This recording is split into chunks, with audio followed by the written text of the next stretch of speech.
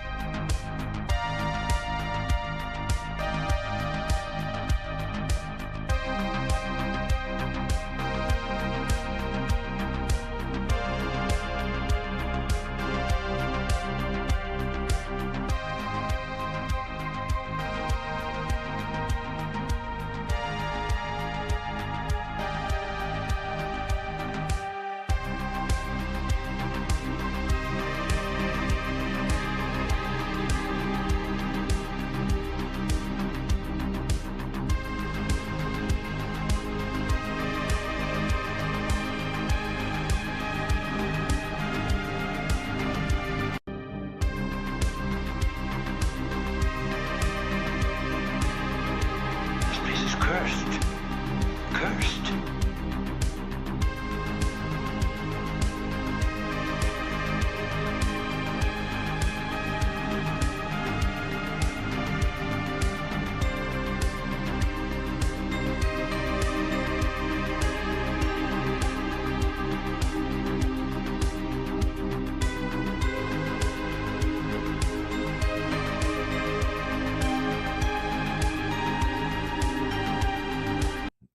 Yo, yo, yo, what is up? What is up? What is up? What is up? Mic test, 1 2 1 2 3.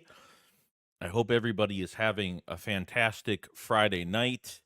A lot to discuss. I mean, we are approaching week 5, football this weekend, and then the Eagles will be, start to cook hopefully next week. I don't know, guys. This has been one of the most.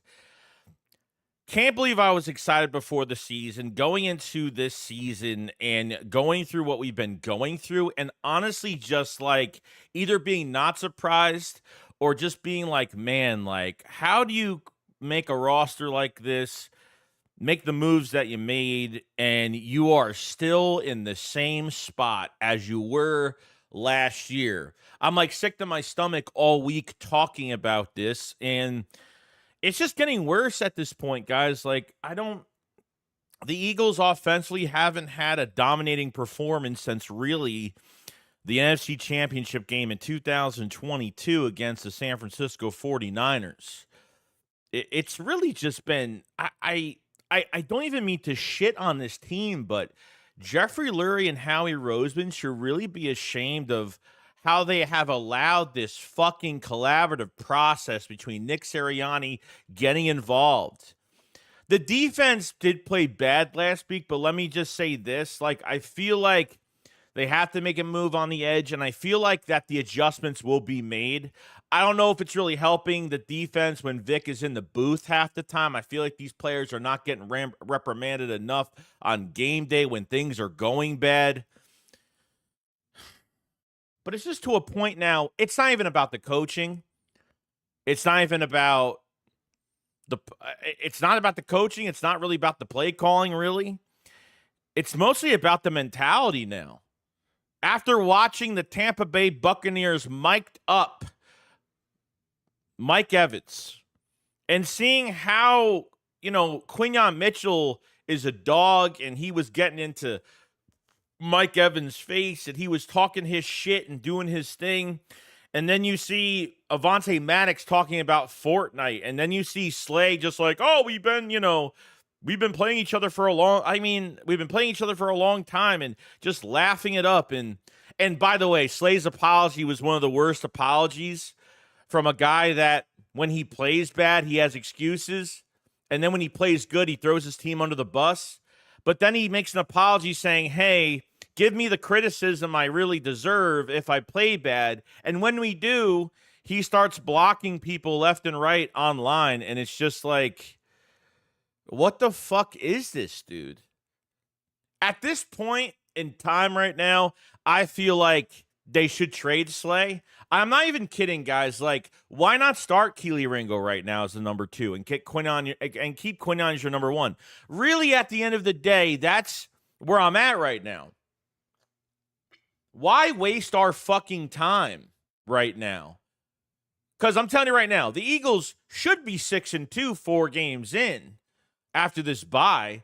But we know what happens after the bye. The way the Eagles don't play up to par. They look slow after the bye. There was a lot of Eagle fans pissed off that the team wasn't getting together this week.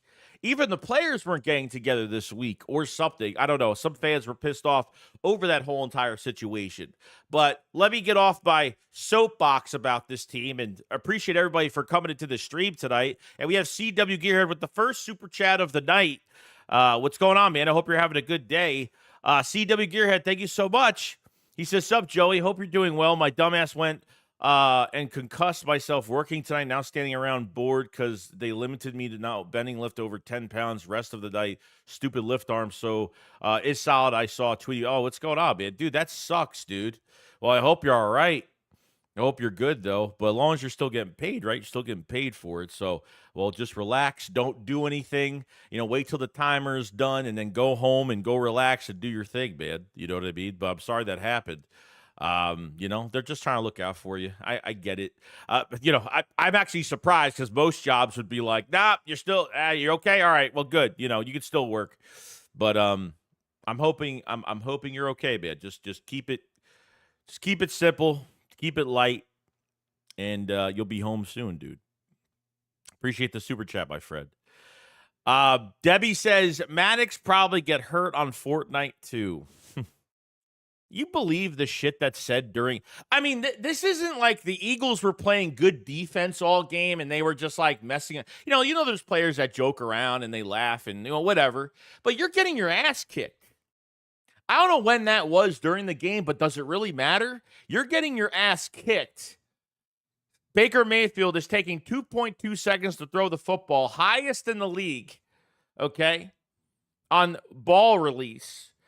And everything underneath, a lot of cushion. Underneath throws are wide open. And this is what's being talked about during these fucking games? I mean...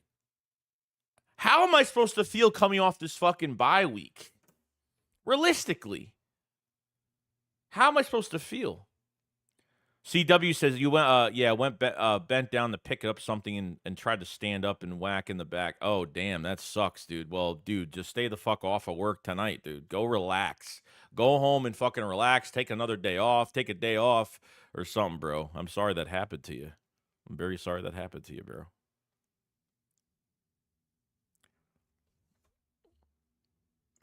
I don't know what I'm supposed to feel, honestly. It's all been the most drama bullshit I have ever heard. The way the Eagles' pre-snap motion is ranked 19th in the league, which means that Sirianni is taking over more play calling. There's no plays coming off of motion. It's not motion. That's not plays coming off of the motion.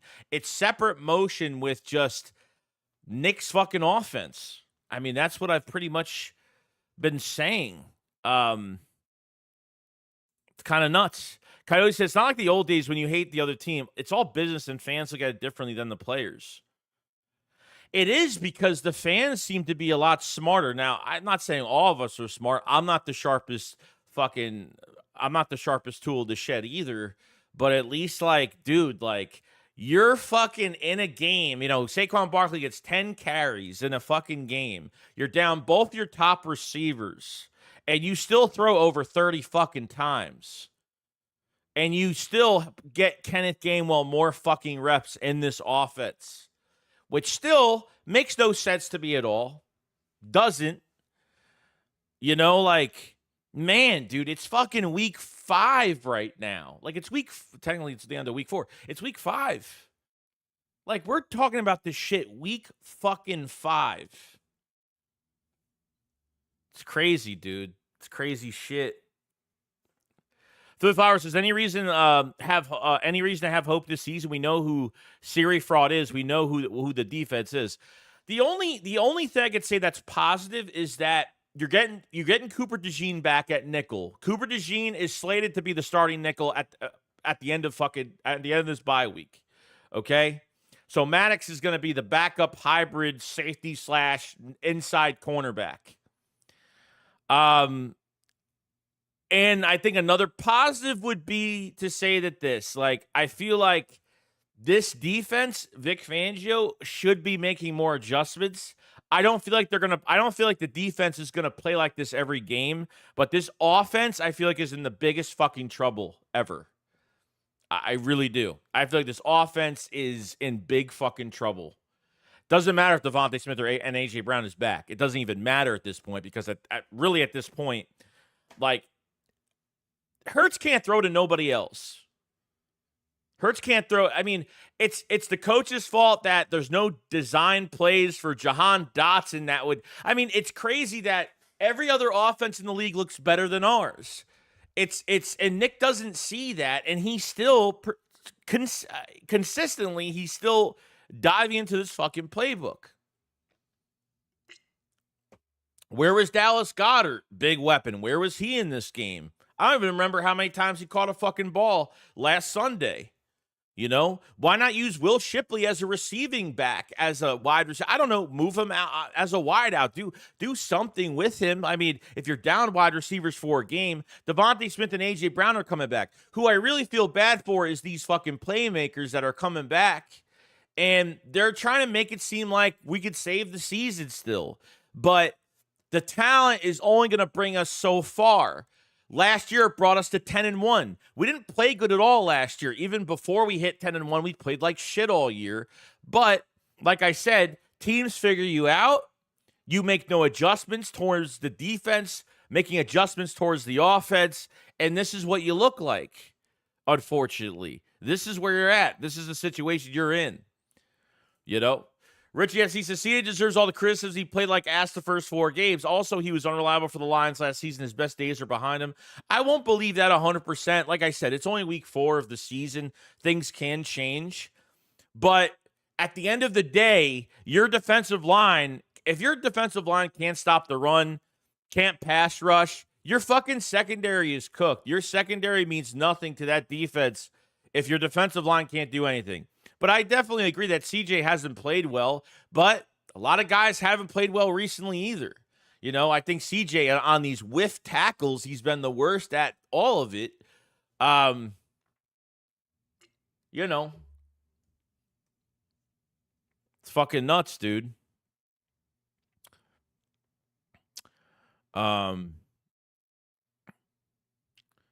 Lucas Ferrara says, I don't understand why Howie hasn't fired Nick yet. It's clear that he is the fucking problem. I don't know what meetings they're having every single week, but I mean, they're allowing Nick to do this still. Like, still allowing him to be involved. I don't get how Howie forces Nick to fire both his coordinators. They hire an offensive mind in Kellen Moore, and they hire a defensive, a 30-year vet defensive coordinator in Vic Fangio. And I feel like Vic does have a lot of control over that defense, so I'm not really worried about that. But when it comes to the offense, like, how do they allow this man to still have some type of role as a game planner? Nick was hired as the head coach to be a game planner when he got to Philadelphia. And obviously that only lasted half a fucking season, barely that. Really, since Shane Steichen has been gone, this offense hasn't gone anywhere. Nowhere. You know? Eden says, we got to admit, most inconsistent team in the league. 100% they are. 100% inconsistency. You're not running the ball enough. Saquon Barkley should have a $140 plus every fucking game. Your tight ends are barely involved.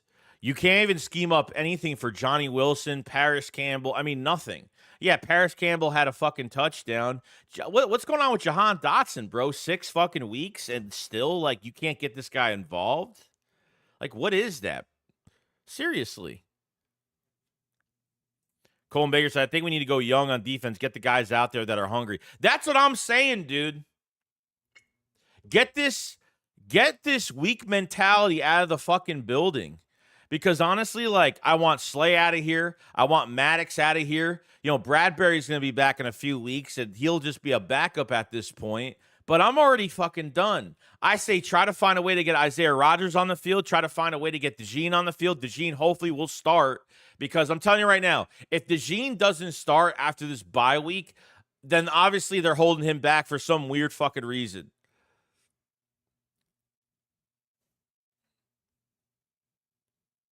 It's crazy shit, dude. I'm just so aggravated, bro. Like, this is what I'm gonna. The season just started, and this is what we're talking about. This is what's gonna go on. Cody says, Joey Shakes, Goddard is getting older, and he has been hurt more than not. No, he's not. I don't know. Goddard is definitely not washed up at all. Like, I still feel like he has. No way. He could play for a lot of years. Yeah, health has been a concern. He's been healthy as of right now, which is good. You know. Dre said, what up, Shakes? How are you doing? Fun fact, Howie has had a bust in the first 3 rounds almost every year since he's been here. It's somewhat true. Jalix Hunt isn't playing. Look what Jalix Hunt did in the fucking game. He went in, two times. First play, he literally almost knocks out the tight end, blows up the play. Why isn't Jalix Hunt playing on the edge right now? And then I'm looking at all this tape on Bryce Huff.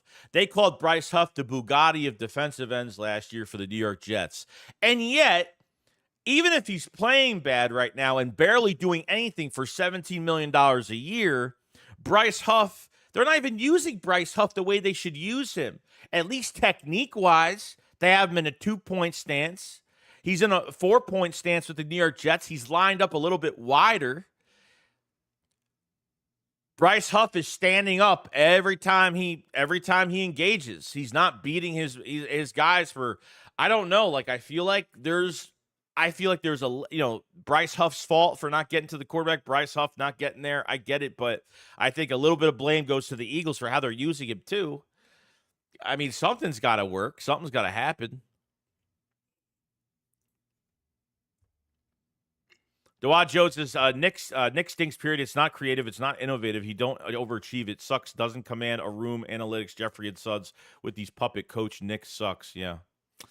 And I think, I don't know. Like, I feel like Hurts doesn't give a fuck. And it's not even like in a negative way. I feel like he's trying to fix things. Nick is still not fixing things like last year. And I think it's affecting everybody, Dodgers says Vic Zone is dated. These more creativity, old man Vit sit back and get cut 1,000 deaths. Yeah, I mean that's the whole thing, dude. It's like sit back, give up as many yards as possible, and hold them to 3 points. I mean, you're literally allowing them to score 3 points or an easy touchdown, especially especially in the second half where they played that heavy zone with no pass rush. You're letting receivers and tight ends off the line, free release. Finding big, open, empty space, big chunk yards. I'm telling you right now, dude, like this defense, if it flops this year, like Vic's got to go. Vic's got to fucking go. Again, like another coordinator we're gonna fucking need. Daniel said we must remain optimistic. We can only go up. Now I've been down for too long. Yeah, I know, dude, but what's gonna hold this back is this fucking head coach. The defense, like I said, I'm not worried about it as much just because I feel like they will make the adjustments. I would hope like they're not going to play like that every fucking game because that will just be really bad. Okay. Offensively, I think they're really in trouble. I really do. And, maybe not having Devontae Smith and A.J. Brown made a big difference.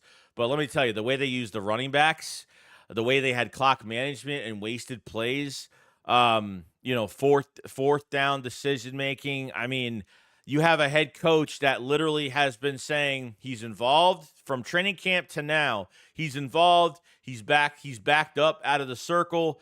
Kellen Moore takes more control. Then he says that him and Kellen Moore are putting their two systems together.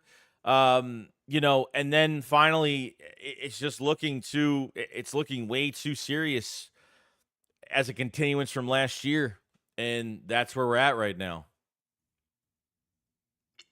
It's a real shitty situation. Real shitty situation.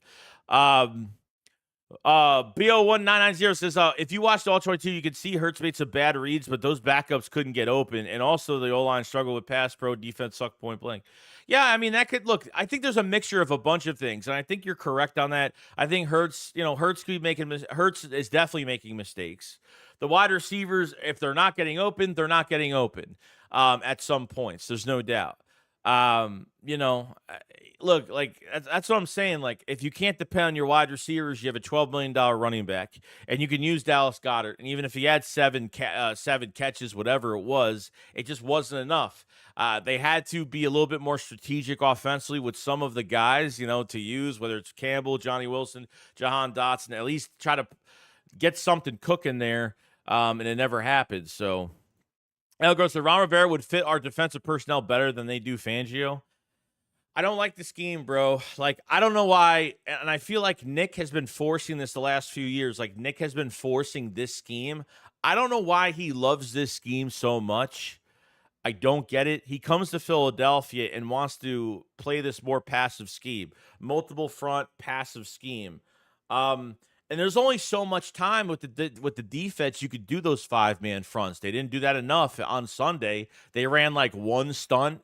I mean, your defensive line totally disappeared. I mean, your 37-year-old fucking edge rusher and Brandon Graham was the only one besides him and Josh Sweat having one sack, but that's not saying much, Chris says Eagles went 2-5 and 21 before Shane took over. Yeah.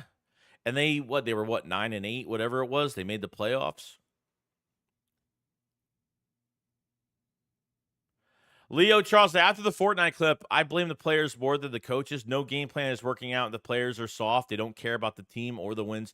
Well, yeah, I mean, it's really not on the coaches no, I don't think it's really on the coaches when it comes to player personality. Like they are there's the mindset is just really bad. But at the same time, though, Nick is supposed to be the culture guy. Nick is the culture guy. Nick is the guy that keeps the culture in hand and wants players to believe in what they're doing. And Nick is all talk and no show. So what he's going to do is every week he's going to say that, we're going to do this and we're going to fix that and this is going to happen. And then all of a sudden things are going to change. Once the Eagles start getting hyped up, these players start believing in Nick every single week, and then always the result is going to be losses. These players are going to give up on the coach. Who knows at this point? Because I feel like they probably gave up on him already. Behind the scenes, it wouldn't shock me if some players have given up on Nick Sirianni. And the reason they don't say anything is because the media is going to be all over this team if they do say something. So I think that's part of the reason as well. We got Sean Davis. What's going on, dude? Thank you for welcome to the Camper Tier, my friend. Thank you for becoming a member on the channel and supporting. Thank you so much, Sean. Means the whole world, means a lot.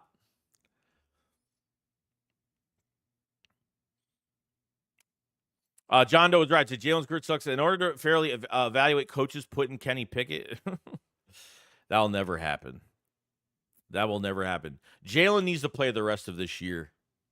Because really, look, if you're forcing a quarterback to play the way he is because you're not micromanaging him, and you're giving him the best opportunity to win, and your quarterback is struggling, then things have to change from back to the coaching now back into the quarterback. Because if they allow this shit to happen this year, next year, because 8 turnovers in fucking four weeks is not great. This is 25 turnovers the last 28 fucking games. I mean, that's just ridiculous, man. Just ridiculous. Crazy. Bo, Sean Davis, thank you so much for that super sticker, my friend. Didn't say anything, but thank you for the $50 super, man. It means the whole world. I don't get enough super stickers ever. I don't even know what all of them look like, but it's cool that you actually used one. But thank you so much, man. I appreciate all support. Thank you for that big dono. It means a lot, man. Beyond, dude. Appreciate it. Let's see here.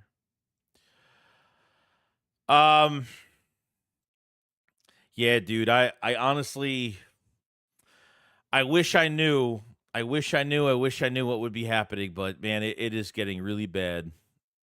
What do you guys think? What do you guys think? Is it coaching, the quarterback? What do you think of the mentality of players? Would you trade anybody by the trade deadline?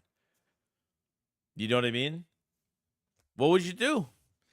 Honestly, I think the Eagles should be fucking sellers, to be honest. I think so. I think Slay should be gone. I think really that's it. I don't know. I don't know what else. Who else they would trade at this point? I think Slay should definitely go somewhere. I don't know what the money looks like, dead cap and all that shit, but I'm just sick of that dude. I'm so sick of that dude. It's not even funny.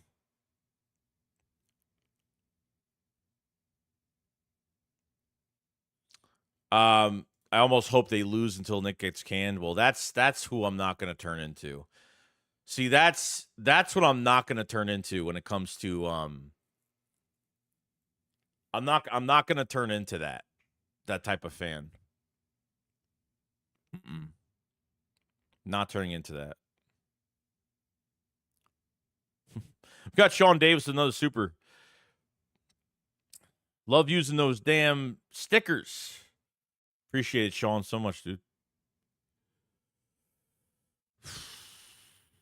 This is just, it's so fucking aggravating, this shit, every week. It really is, dude. It's fucking aggravating beyond. 55 so Jose played Kellen ain't even getting a fair shot. No, it's really not. And I feel like everybody's putting the pressure on him. I don't know. I feel like everybody's putting the pressure on him, and it really sucks. There's a lot of fans that are, and I'm not calling them stupid, but at the same time, like, come on now, like, people actually believe that this is Kellen's offense. It's not, dude. Come on now. You see how the Eagles played last season. You know what everything looks like. I mean, just from a naked eye, by looking at the plays, you're honestly thinking that this is Kellen's offense? Come on now. Fucking ridiculous, dude. Ridiculous. Showing me the stickers. Sean Davis with another one. I appreciate it so much, man. I'm very grateful for it. I appreciate it so much, dude. Appreciate it so much. I don't think I've ever sent a super sticker in my life. I've super chatted before, but I don't think I've ever sent a super sticker. Because you always want to say something, you know. That's probably why. I wish you could have a super sticker and say something, which is kind of weird. Why they don't do that on YouTube for some weird reason. I said, thoughts on snagging Max Crosby? Yeah, I saw his tweet with the eagle on it. It would be great, you know, but I don't know if I don't know if he would actually leave the Raiders. He's been there for a long time. That's like Max Crosby is like their Jason Kelce, bro. I just don't think that's ever going to happen. And honestly, guys, like the way they're playing right now, like they need an edge guy badly. Like Nolan Smith, my God, man. Like it's so. I'm really disappointed in Josh Sweat. I'm really disappointed in Nolan Smith. I'm very disappointed. I'm very disappointed in a lot of these edge rushers. It's bad. It's as bad as it can really get right now. It's horrible. Appreciate the super chat, man. Easiest name says, I miss when watching the team wasn't pulling teeth. I miss the big scores, 7 sacks a game, turnovers, to think it was only 2 years ago. Yeah, I mean, but this is how bad it's gone the last couple years. And at the end of the day, we look at the team and we say, man, like they had a great game, a nice ugly win. Like I'm not falling for it. I'm not falling for it like I was last year. Going into the season, I told everybody that I am not taking this team lightly. I'm going to be very critical of everything that goes on. And there are people that are out there, are Philadelphia Eagle fans out there that still think like, hey, it's still early in the season. We can still fix things. And let me tell you, like, I understand it's early in the season. But for me, you know, I'm not saying the season's over, but this isn't a good start.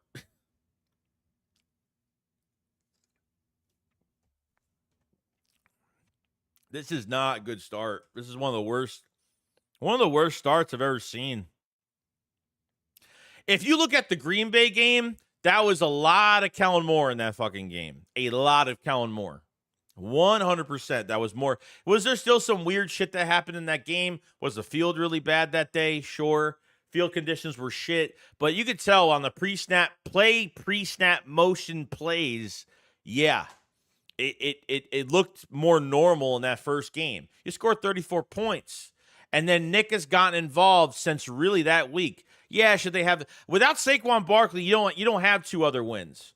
Without Saquon Barkley, you only have one win under your belt right now. I think.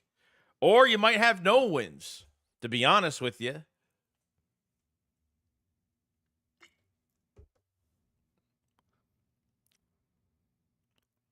Armand says, still got shred of hope we turn it around these couple of games. 63 says, Nick has to give up any control. Will Slay, White, and hopefully Huff get an edge? He says, Slay Maddox is sweat for Crosby. Yeah, I don't know if that's going to happen. John Doe is right when Jalen Squirts sucks. Says Jalen Squirts is a limited QB. They have a playbook that suits Squirts' ability. Yeah, well, it's not working. I don't know. To be honest, I don't even know if that's even true because are they really trying to go for his? Are they really tuning this playbook to his ability? I mean, look, Jalen Hurts isn't a gunslinger. We all know this. I mean, but man, pocket awareness, and he didn't roll out last week, which was great, but he took some unnecessary. I mean, he took some unnecessary hits. He, at the end of a play that made no sense to me. Jalen Hurts, when he's scrambling in the pocket, right, or he's moving up in the pocket, knowing he's being surrounded, when he ducks. He ducked on a player, made the guy miss, and then he still throws the fucking ball, puts his arm back, still throws the football. Like, when you duck on a player, he's still next to you. I mean, that's what I don't get, dude. Like, does he not know when you duck on a player like that, you still, don't even try to throw it out of bounds. I'd rather you take the fucking sack. I mean, especially on 3rd and 28. Like, you still take a fucking sack there. It's mind-boggling shit, dude. Christian, because people like Reuben Frank are telling people this is Kellen's offense. No, it's definitely not. And it's honestly bullshit that they don't actually know about it, which I don't know why. If the season's over without Siri fraud gone and getting an actual edge guy, it might be. I'm not disagreeing with that at all. Beastguard says, crazy thing that we had Vic, LaShawn Jackson, Macklin. Nobody thought it was a Super Bowl team. We were average, but fun as hell to watch. It's true. Chris says, since the Nick hasn't allowed Kellen to call his offense. Daddy says, Jalen would have found a way to win at least 2 of these. I ain't tripping that hard. Oh, look, there's some people that aren't making a big deal out of it. I think Hurts is a clutch player. Do I think he's elite? No. Do I think he's good? A good quarterback? Yes. I don't think he's elite in that fashion, but what I will say is when you need a play from Jalen Hurts, he comes in clutch.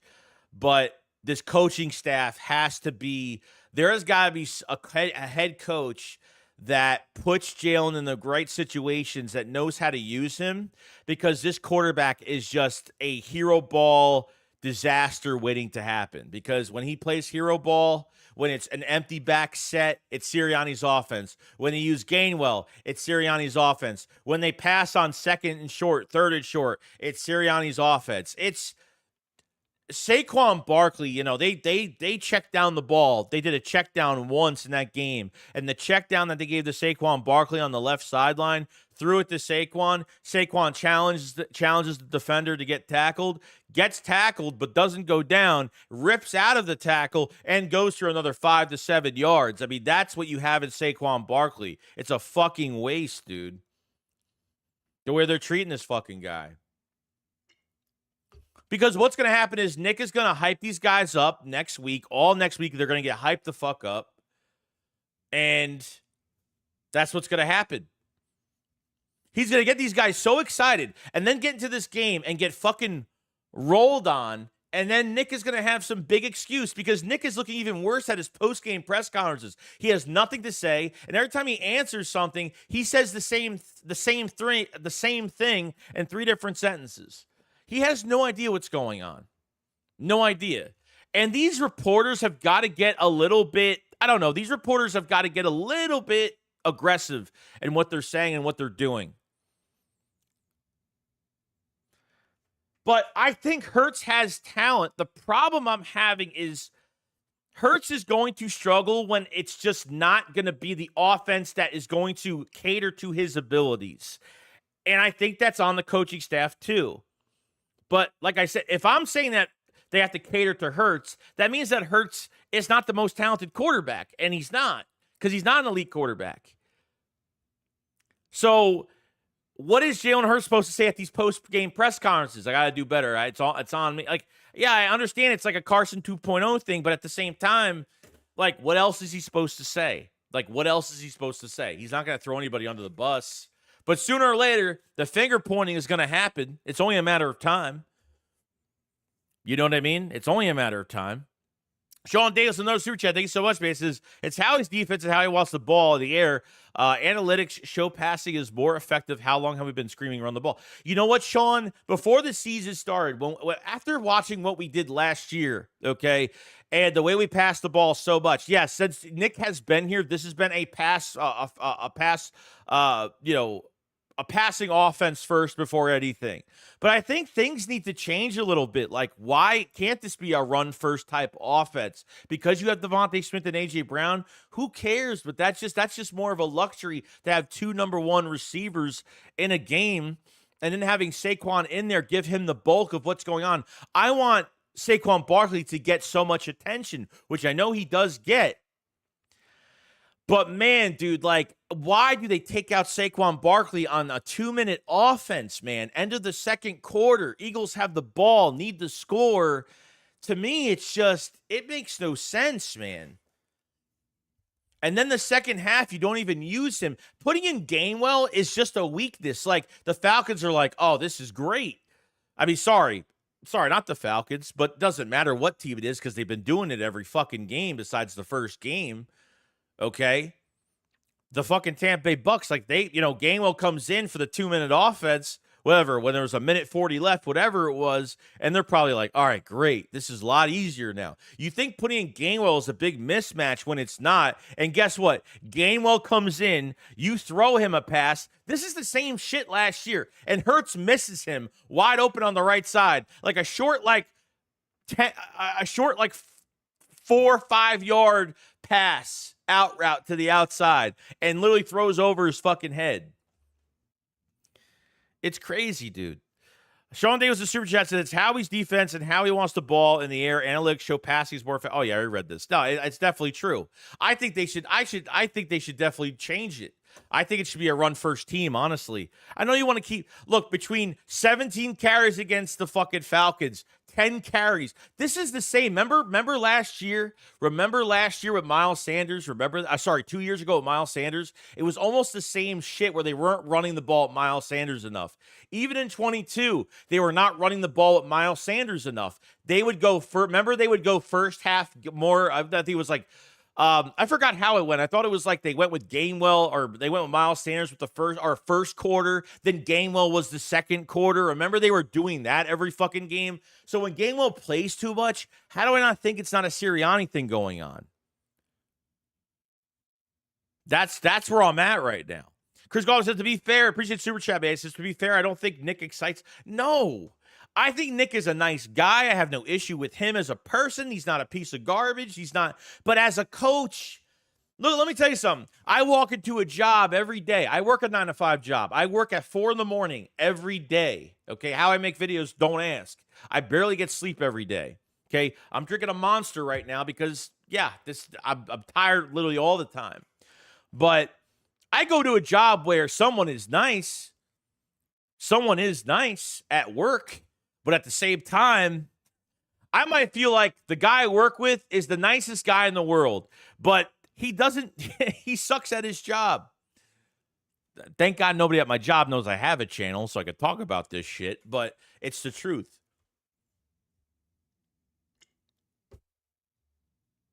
It's the truth. It's crazy. It's crazy shit. Hold on. I think I'm missing one here. Am I missing one? No. Yes, I am. Young Truth of the Super Chats is friendly. Young Truth 602. Appreciate it. 512. Sorry. Says friendly ass team. Everybody too comfortable. Easy payday. Nobody is holding accountable. No structure. No consequences. Actions taking. Rex was right. Yeah, I saw Rex Ryan with his. I saw Rex Ryan a couple days ago talking about this team and saying how Nick deserves all the blame for this team. You know, that's the truth, man. It's the truth of what's going on. It's you remember when Javon Hargrave exposed the Eagles? Remember he exposed the Eagles last year on the Eagles practices weren't demanding and it's very laid back and you know, that's what I'm saying, dude. Like I think training camp this past year, I think it has been more demanding, but man, because I feel like when you play in a soft ass scheme, okay, when you play in a soft ass scheme, you're gonna play soft and you're gonna act soft, and I don't know what these guys are doing, dude. I don't understand it. I'm trying to figure it out. I don't get and Vic being in the booth is probably one of the biggest mistakes. As much as he likes being up there, like what if a player is like mouthing off, or maybe they're just not focused on the field? Like who is reprimanding these defensive players when Vic is up in the booth? Can somebody tell me that? Because I think that's a whole nother thing. You know?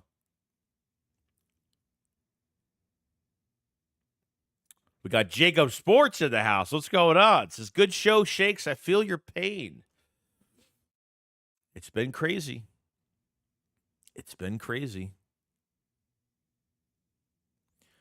Files Fights. I hate the bend and break defense. This scheme must go.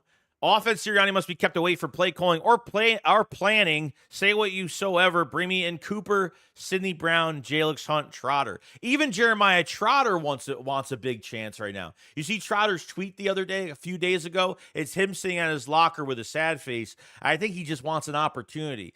Nakobe Dean, I feel like he's flashing good things, but also he's really consistently doing bad things.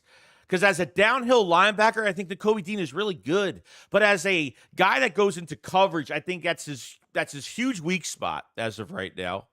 I think it's the worst I've ever fucking seen it. Guy can't cover. Guy whiffs tackles. I mean, I know the whole team whiffs tackles, but fucking goddamn. Like, Nakobe Dean missed like I know it was over 6 tackles. I think it was like 10 tackles. Like, I'm not even kidding. I mean, it was bad. Zach Bond has been the best protege when it comes to coverage and obviously going after the quarterback, going through the gap, downhill. I think he's been our best linebacker. I think he's a big re-sign candidate for the future. I think Vic Fangio has unlocked him pretty well. You know, thank God for him.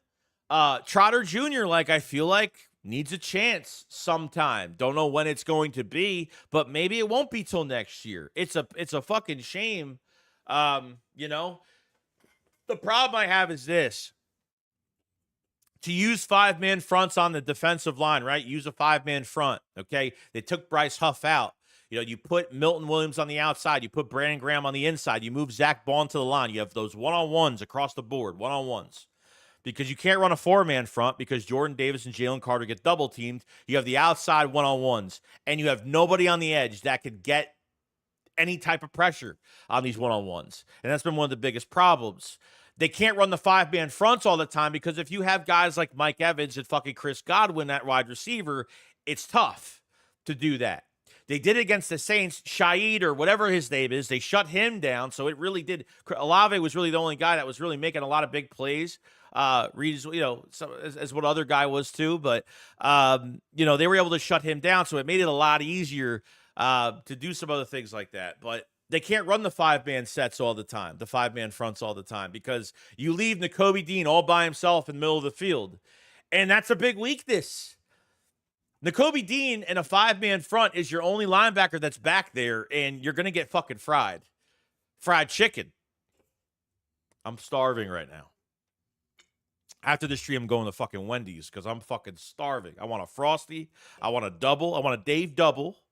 Okay? Something. I got to put gas in my truck, too. I've been low on gas all week. But you guys let me know what you guys think.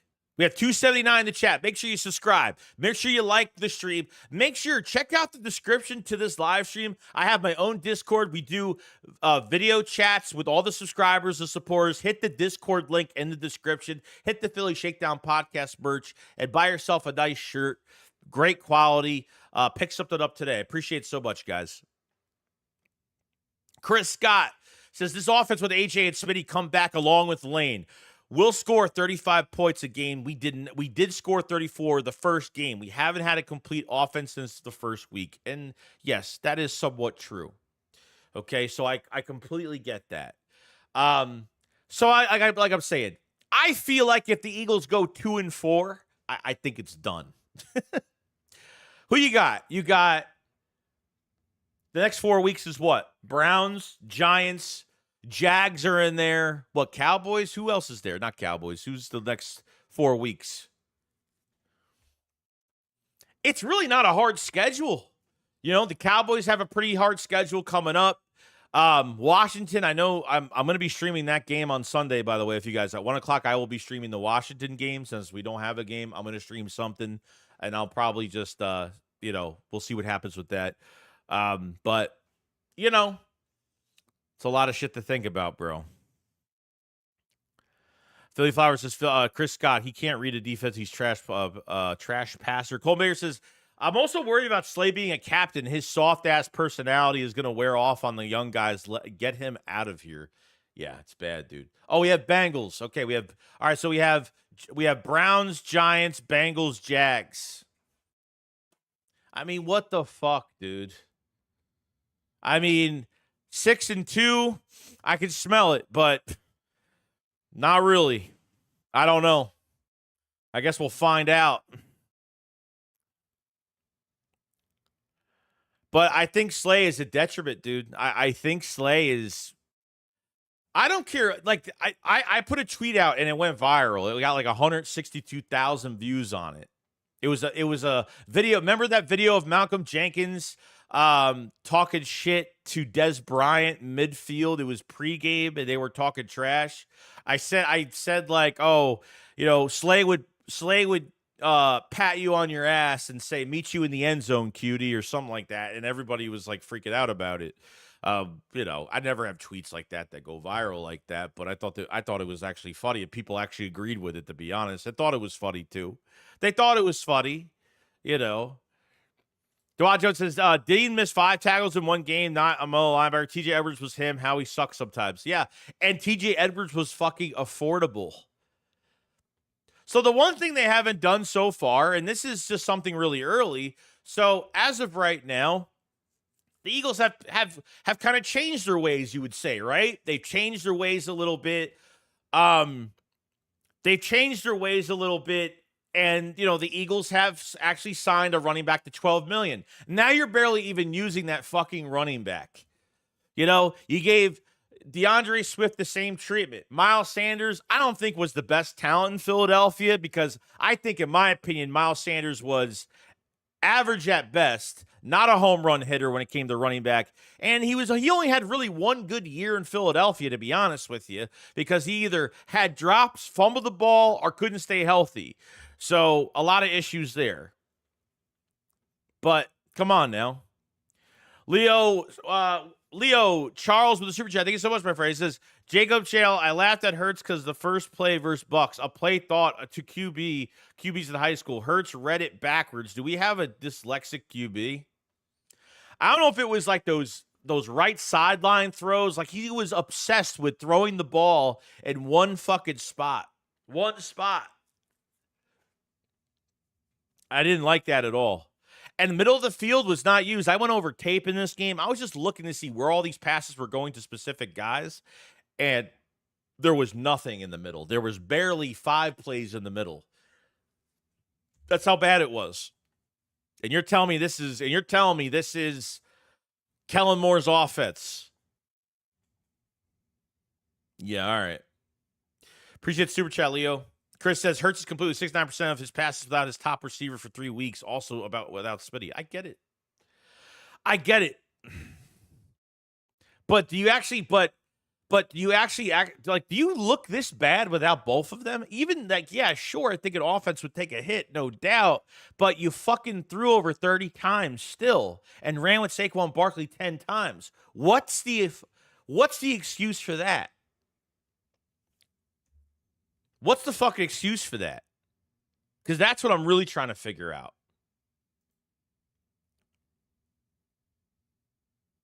Trying to figure it out. Chris says Slay's poison. I am done with Slay. As much as I'm done with Nick right now, I'm done with Nick. I want him fired. I'm completely done. I'm already done with him. It's already done with me. He's already on my list, already out the door, done in my mind. I'm finished with him. Slay, another one. I think they should give a young buck an opportunity. Seth Joyner said the same shit on some tweets that he put out. Slay, he was pissed over Slay's fucking apology. He was pissed, dude. He's like, at this point, put a young player in there that I know for a fact that is going to try a lot harder, that is going to play with a little bit more intensity and have more of a competitor fucking attitude on the field. Because let me tell you something, being a competitor is the first thing you should be before you start joking with a player on field. Players do this during games all around the league, and they joke around with each other on matchups, and corner and wide receiver will go at it and have conversations or something like that. But this is getting your ass kicked. You're getting your ass kicked. And these are the conversations that are going on. Mike Evans was like, oh, this game feels like I'm in fucking training camp. I mean, this is what he said in the huddle.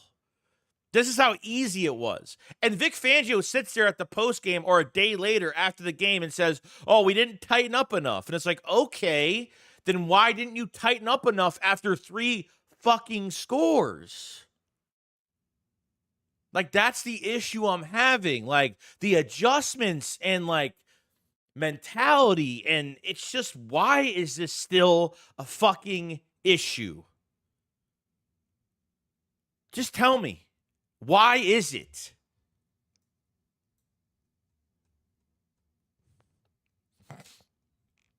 Young True 512 says they with the super chat, thank you so much, that they won't even play Devin White. He ain't no way, and that's a whole nother thing about the Devin White is a whole nother problem, whole nother situation. He's like, what is going on with this team, bro? On Sunday, Devin White didn't travel with the Eagles. Okay? Devin White tweeted Levante David strip sack on Jalen Hurts and commended him for it on the fucking internet. To his old team.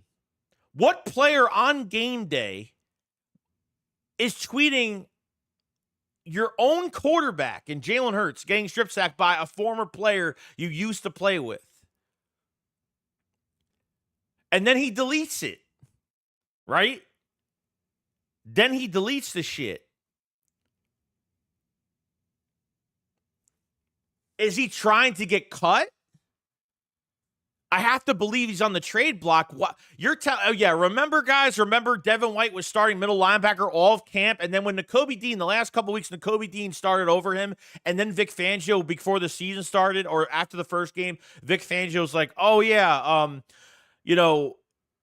Nakobe Dean has been the slated starter, whatever. I'm going to reminisce on. I don't know what he said exactly, but he pretty much said, oh yeah, Nakobe Dean was pretty much the starter. He beat out Devin White from beginning to end of training camp. Sure. Right.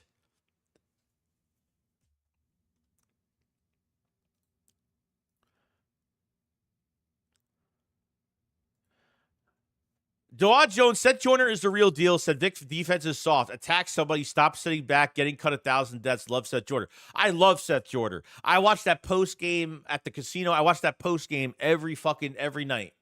When I'm done with my whole night of content, I usually go back and I watch it and watch the whole entire thing. If there is one, and I don't like doing interviews at all. Like, I hate doing interviews.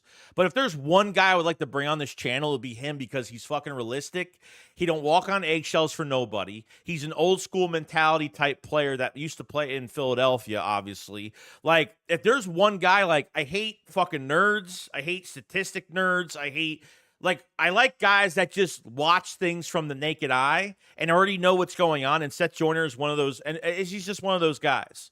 If there was one guy I would like to interview, it would be him. I'm not an interview guy. I hate doing interviews, but if I would have to do it one time, it would be Seth Joyner coming on this channel to talk about the Eagles and a live stream. And I think maybe you guys would love that. I don't know. Let me know if you guys would like that. I don't know. I mean, I don't know if you'd come on, but I guess we would see. And trust me, like, I would be probably like this. A little, blood's pumping, exhaling oxygen, going crazy. That's where I'd be at.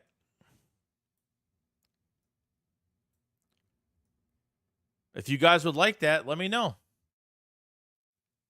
Tyler says White not playing, is Howie waiting Dean in there, I think. I don't know what it is, dude. John says team was 10-1 and had the talent to go there. 1-6 collapses on coaches, people acting like Howie the problem. Now they beat all these top teams before a complete collapse. Coaching, it's obvious. Yeah, I know. And look, like, I could blame Howie we can question Howie for specific moves. I feel like Howie is going to want fans are going to want Howie to ask some questions, or at least answer to some questions. Okay. And I think the biggest problem, is, there is some issues regarding Nolan Smith, why they pay Bryce Huff, but I don't think they're using Bryce Huff the right way either. Look at the tape. I don't think they're even using him from a technique standpoint. They're not even using Bryce Huff the right way. He's got a shitty get off. That's just where we are right now. So this is a continuance of last season.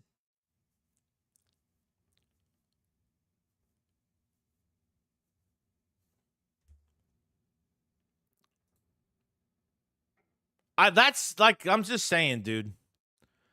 Let's see. Taylor says Howie definitely needs to stay, but he isn't the best at evaluating talent. We need a talent evaluator in the building. Yeah, but dude, like, it goes both ways, though. Yeah, we could question him on some moves, but let me tell you something, bro. There is no coaching staff. Let me tell you something. If Jahan Dotson goes to another team, he's balling out somewhere. I agree with that 100%. I'm not saying that with every single player, but there are some questions about it. But Howie is probably not the most important thing that's on my mind right now, just because, holy shit, this offense should have no excuse. Why are some of these defensive guys acting like little bitches? Why is the mentality so soft right now? Why is the defensive line not getting any pressure? We kind of know the answers to some of this. But man, dude, like, you have some hungry dogs depth at cornerback right now. You have Isaiah Rodgers sitting on the bench, and you have fucking Keely Ringo sitting on the bench right now. I'd put in fucking Eli Ricks over fucking Slay, because I know Ricks would give me more effort and give me more attitude and give me more something.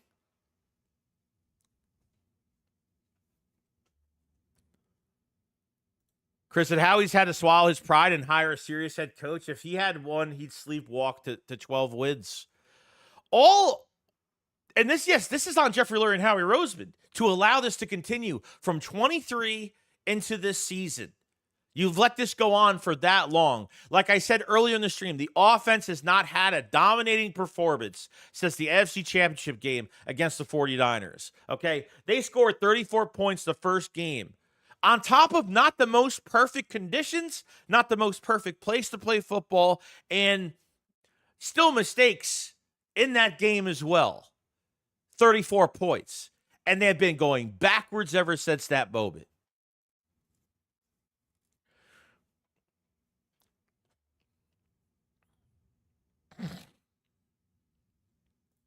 Billy Flower says, if teams pay you, that's your team regardless. Well, dude, yeah, it's not Bryce Huff's fault. I watched a lot of tape on Bryce Huff. Okay, I don't know if I still have it. Okay, I'm going to see if I can pull it up right now because I think I really want to pull this up. I think I really want to pull this up right now. It should be saved to my shit. But if you look at the difference between how they're using Huff, there's something fucking wrong with this picture. There's something wrong with it. I'm hoping there's no audio from it. I'm going to hope there's not. Let's see if I have it in here. Yeah, there is. Huff entered the game. In his first play last night on 3rd and 3, he affected the game. Chase him. All right. So I'm going to show this again. Okay. So this is the shit I'm talking about. Okay. So I think this is the wrong one. Hold on. Let me change to the other one.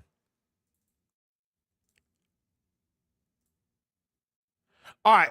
So this is Bryce Huff with the Jets, right? This is obviously facing the Jets last year. Obviously, Jack Driscoll's a shitty fucking tackle. We all know this. Okay, but they have him lined up a lot wider, and he's in a 4-point fucking stance. Look at this shit. What type of pushback are you going to get from a stance like that? And watch. 2-point stance.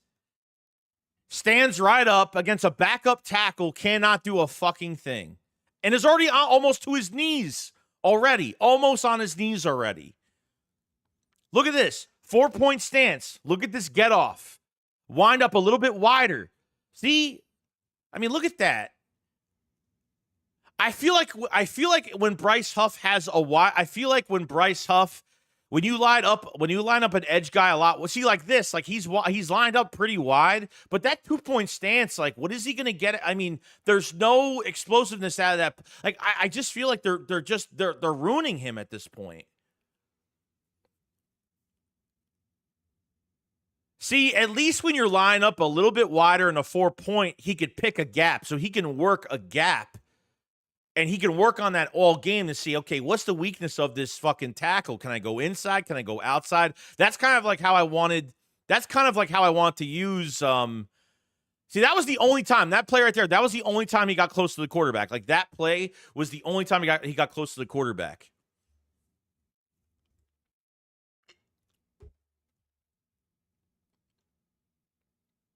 I don't know. There's just a lot of shit wrong, dude. There's just a lot of shit wrong. Like that's like the number one question, bro. Like how he hasn't signed like a really big bad contract really since Carson Wentz, or you could say Malik Jackson, Alshon Jeffrey. It's been a while since they've really signed like a really bad contract. But fuck, dude, this hurts, bro. This hurts a little bit. Chris says Hurts could read a defense. Barbara says, why is Max talking about Fortnite? Also, why haven't we scored a touchdown in the first quarter since the Cardinals game? 7 games ago. Yeah, the only team in the NFL with this roster right now has not scored any points in the first quarter. I'm not even fucking kidding, dude. Not gonna lie, though, Seth Joyner is wrong. But who isn't, though? But who isn't? I'm wrong. I'm not always right either. Who says I'm fucking right all the time? I'm not. But I'm seeing the same shit every fucking week. I'm expecting some type of change. What's going on, Suo?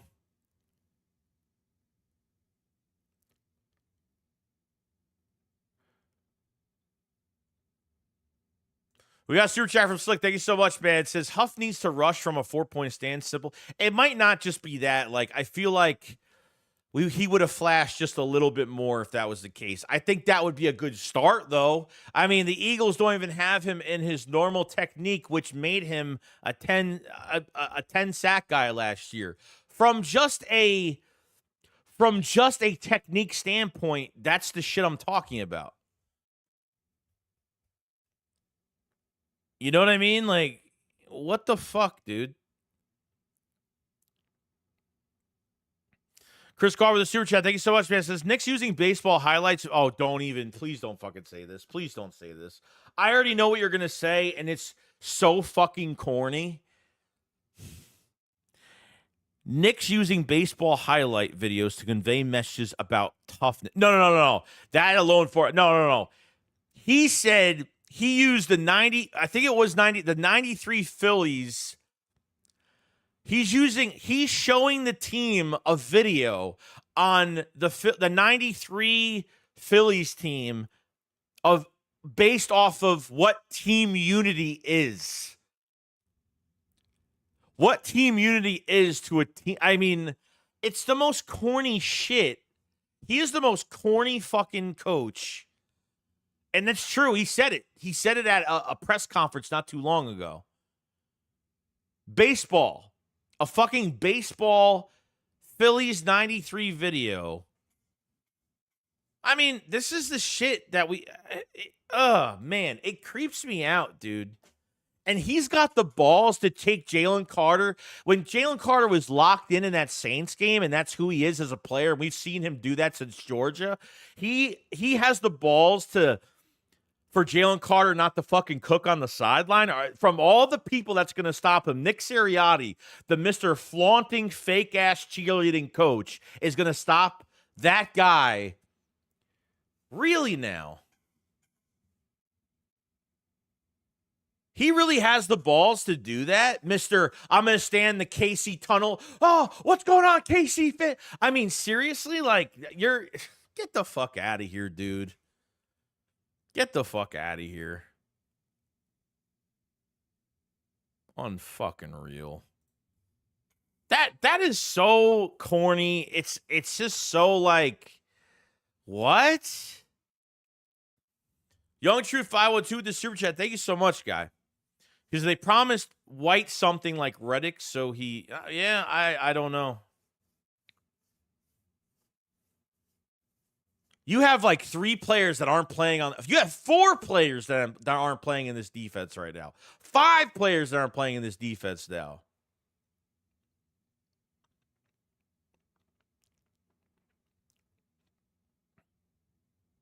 Seriously. You're missing Sidney Brown. That's going to be back. That's his practice window is opening up after next week, or after this week. Sorry. So hopefully by Monday he will be practicing. Oh, the KC tunnel thing was the most embarrassing thing. Dude, I've told everybody I'm not going to take this team lightly this year. I'm telling you, like I told everybody I'm not fucking around this year. And people, this is why like, I'm one of the guys that's never going to walk on eggshells. I'm not just going to say good things about the Eagles so I get some free fucking tickets, like I don't give a fuck about that shit. Not like, I mean, I don't even care. My channel and whatever, like, I don't care. Like, I'm here to vent. I'm here to fucking talk to you guys, and that's it. Other than that, I could give a fuck about, I don't simp for no fucking football team to, yay, let's keep the hope in the hope alive. No, fuck that.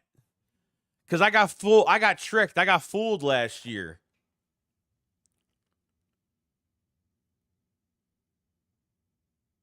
Nah, the crying during the Super Bowl, I won't ban him for that, because that's a big moment. That's a pressured moment. It's a very emotional moment when it comes to that.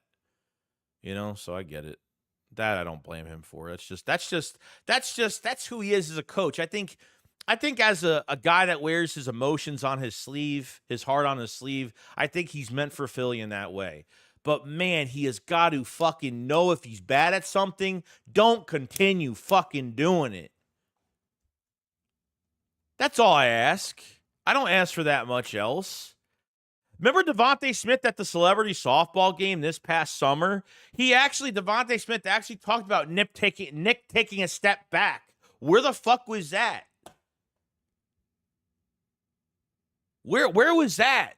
Remember Devontae Smith said that at the celebrity softball game? Where was this Nick taking a step back? You know what I think? I think Nick actually tried to step back, and he just couldn't fucking help himself. I swear to God, dude, you have to handcuff this guy in the locker room and fucking keep him there, because he just can't let things be the way they are. He's got to have control over something. They lose against the Browns. Let me tell you something. If they lose against one of the worst offenses in the league, Okay? And then lose against the Giants. The cherry on top would be losing against the Browns. The cherry on top would be losing against the Giants. And someone gets fucking fired. See, why do the Eagles, and I understand they don't fire coaches in-house that much, or sorry, they don't fire coaches in season, so I get that whole situation. You know, but this, no.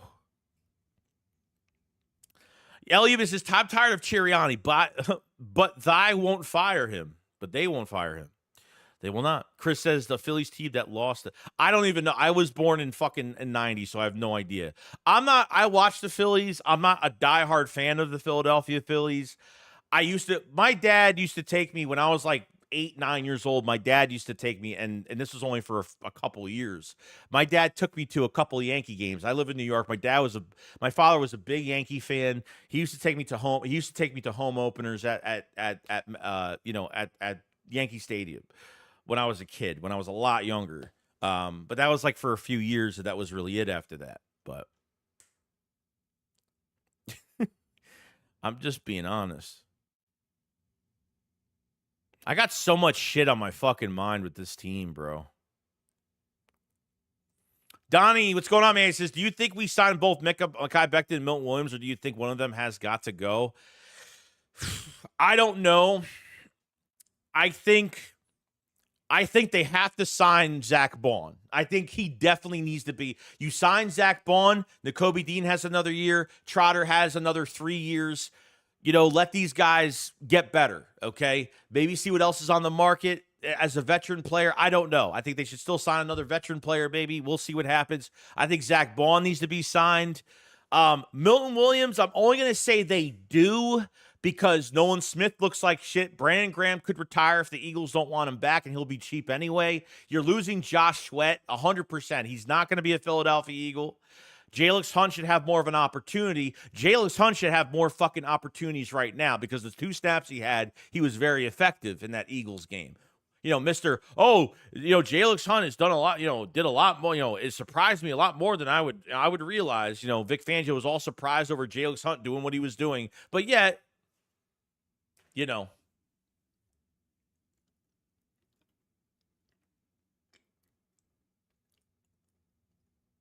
Brian Johnson became the quarterback coach and the passing game coordinator for the Washington Commanders.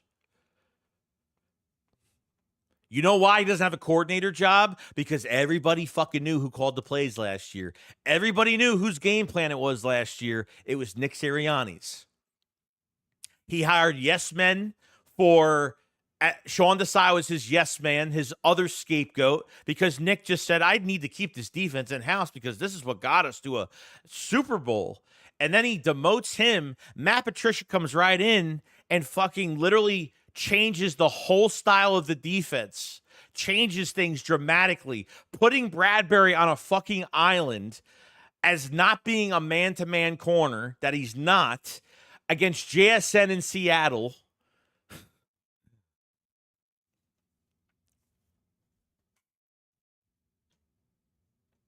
No, Chris, I didn't call you a liar. I didn't call you a liar.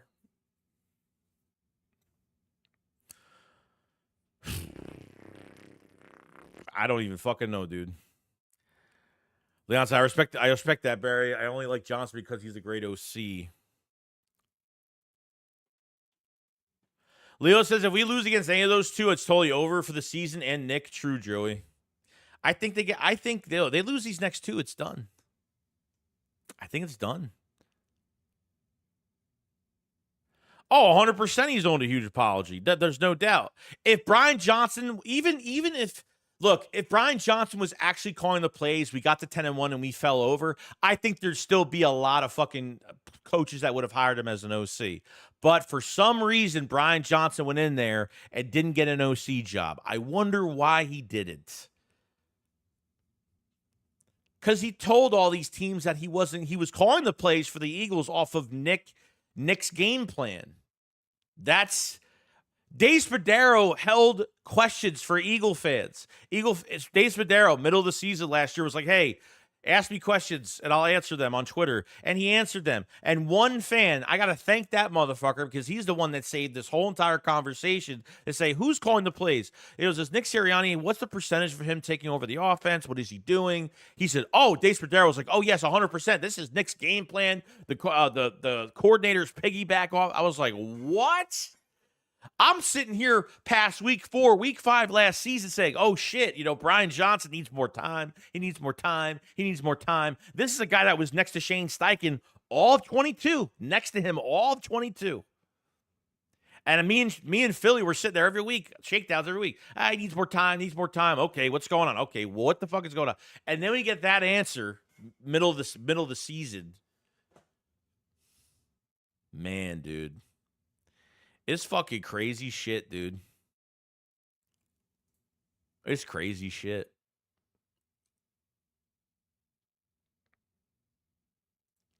Chris said, I hold Hurts accountable. He's played bad in one game this year. The only game without both wide receivers, Lane and different setter. Jurgens was out too. A defense that couldn't stop anyone. Yeah, I get it.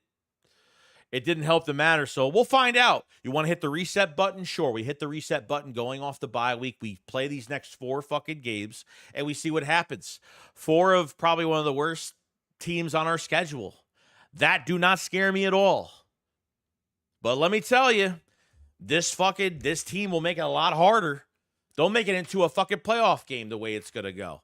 Thank God this team's playing at 1 o'clock. 1 o'clock. They're not playing a primetime game. All eyes on them to embarrass themselves even more. Telling you.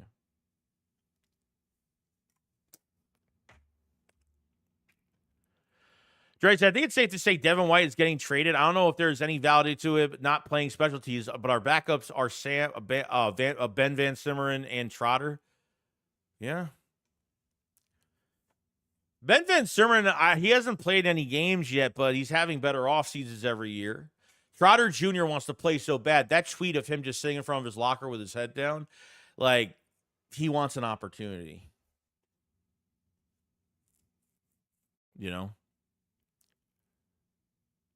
Oh, okay. I don't know. I read it and I didn't know.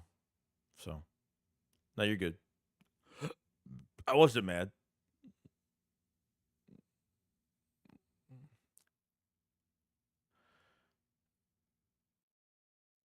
Sean says, we haven't seen Moore's offense since preseason. It's still Nick's plays with some motion pre-snap. And Shonuff is another guy that's always in my chats, especially on game day, that tells the fucking truth like it is. We know what we're seeing, okay?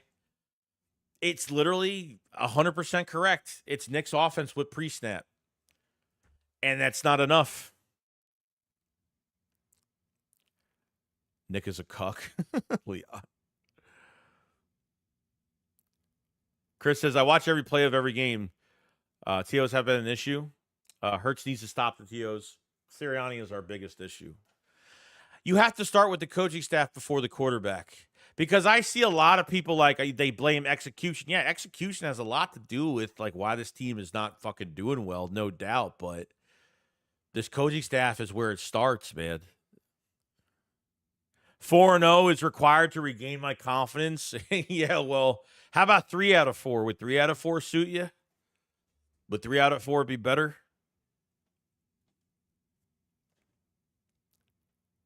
Chris Brown said, what up, Joey? Just tuning in. I heard on another podcast we weren't practicing this week. No, we never practice. Who practices on it? No. I talked about it earlier in this stream. There was people actually saying, are the Eagles not practice? Did the Eagles practice this week? And people were like, no, they're not practice. These players definitely need to get away, come back, recharged. But at the same time, are players doing stuff with each other? I don't think so. I haven't seen one thing. We already know the Eagles aren't practicing this week. That's not happening.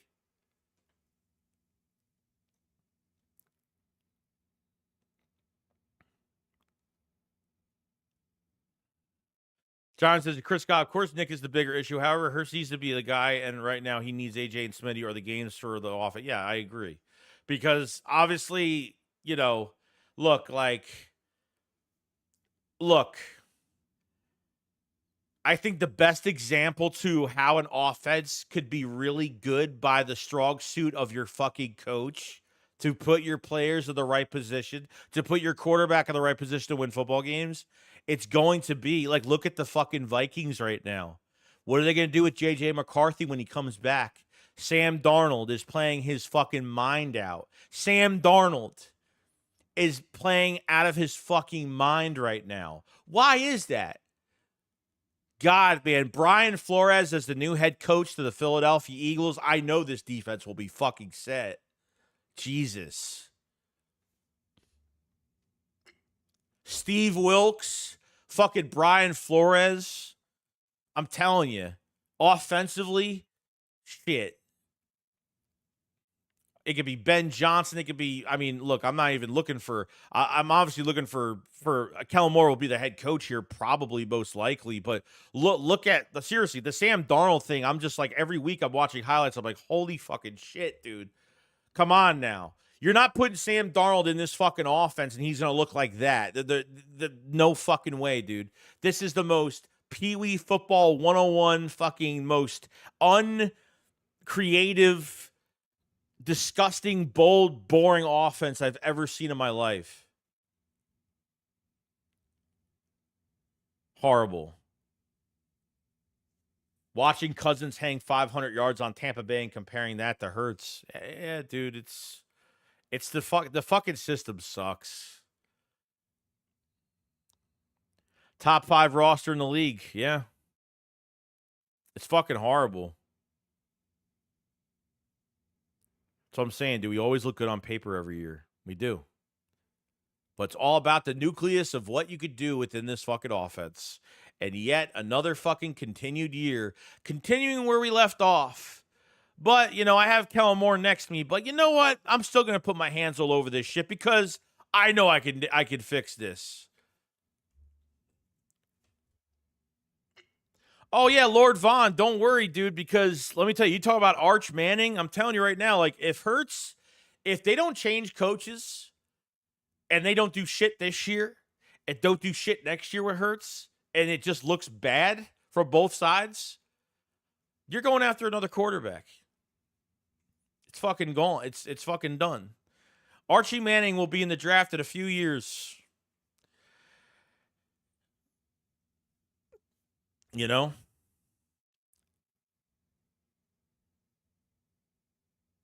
Leo says the Ravens will be bringing 52 body bags to the game when they destroy us if it's not fixed. Yeah, that Denard Wilson is going to fuck us up that game.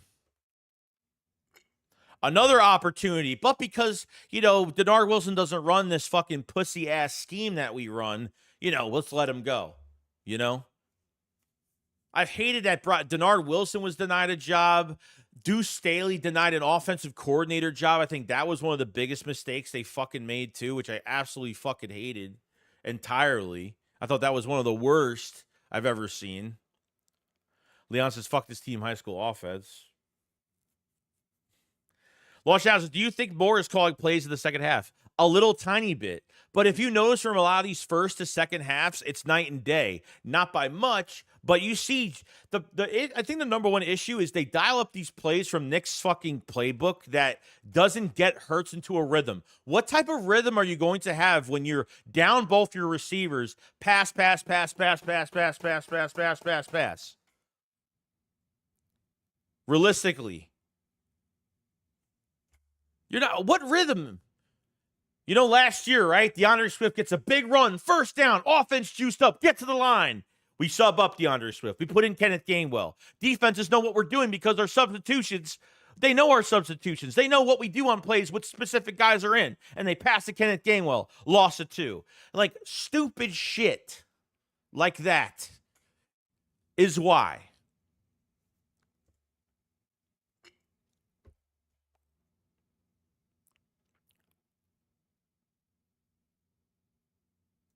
Real Bray Music, appreciate it, my friend. He says, what I don't understand is why haven't we made any moves yet? This bye week should have been a good one yet. Nothing is happening. Everything is quiet. I hope this means something big is coming.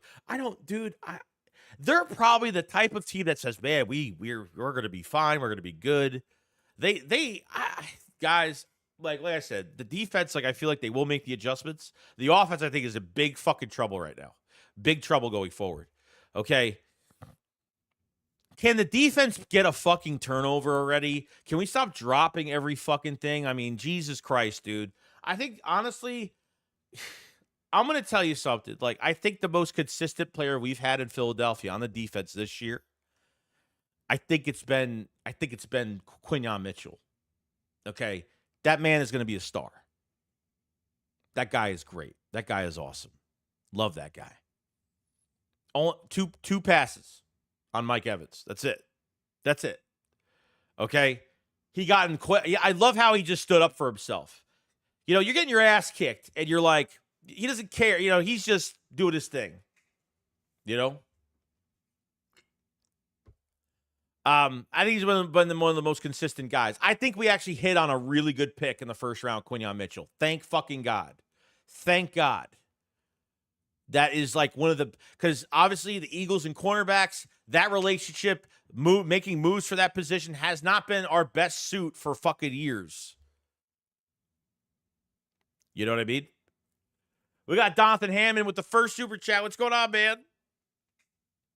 Sirianni is forcing players and coaches into the scheme instead of scheming around talent and putting players in positions to win. Nick is insecure in his masculinity and needs other men to say yes.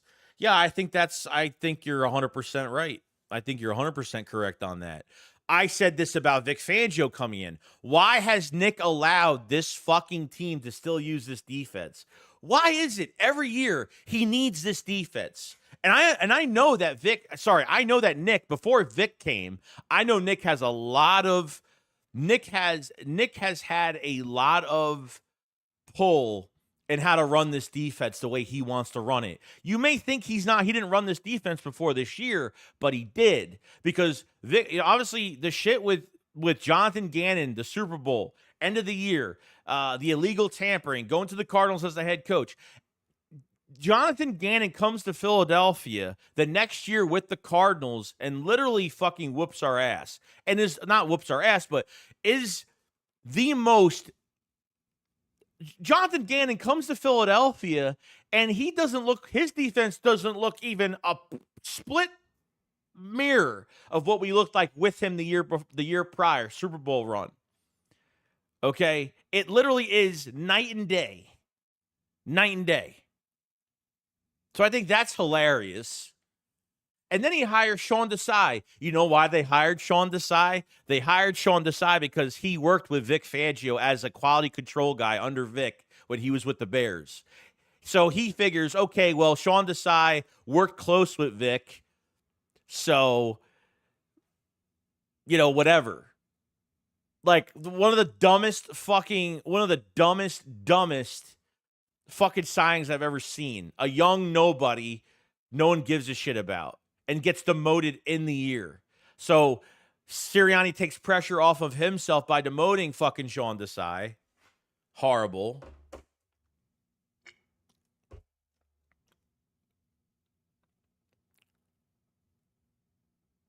It's crazy shit. It's crazy shit. We got Rylan Yancey. What's going on, man? He's been a member for 29 months, man. Damn. Appreciate the support so much. Says, we expect Hurts to be consistent with no consistent coaching. The one time he had consistent coaching, he was an all-pro. No consistent OCs ruining them. Yeah, and look, it's not. He's had 8 play callers the last 10 seasons. What was it, like 8 coordinator? I mean, seriously, dude, this has to stop. This quarterback is never going to settle down. As much as everyone's going to say, well, Jalen Hurts has 8 turnovers and fucking, 8 turnovers in 5 games. He's had 25 turnovers in the last 28 games. Like, I get it, dude. But at the same time, like, this coaching staff isn't doing right by Hurts, and Hurts isn't doing right by his fucking playmakers, because the way this whole thing is written up every game, this is the shit that people don't understand. This is why the fucking coaching staff has to be looked at. I mean, it's like, how is this quarterback he's supposed to learn a new fucking offense every year? I mean, realistically, what do you want this guy to do? Realistically. What do you want him to fucking do? Because I honestly don't have a fucking answer for it.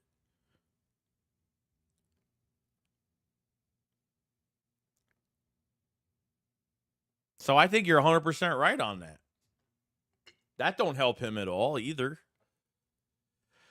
Chris says Nick is better. Appreciate super chat, by the way.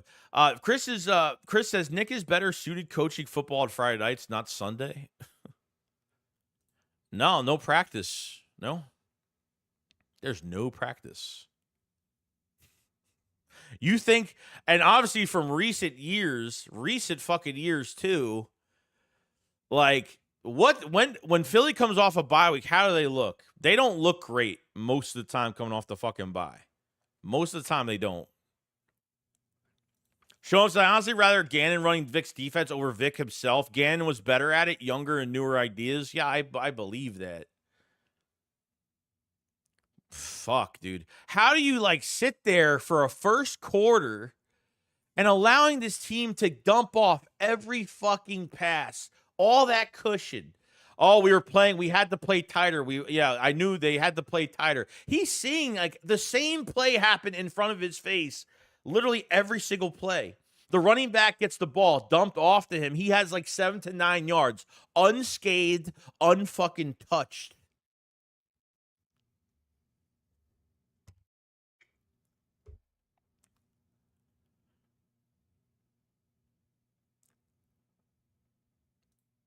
Seriously, we thought Brian Johnson was the issue.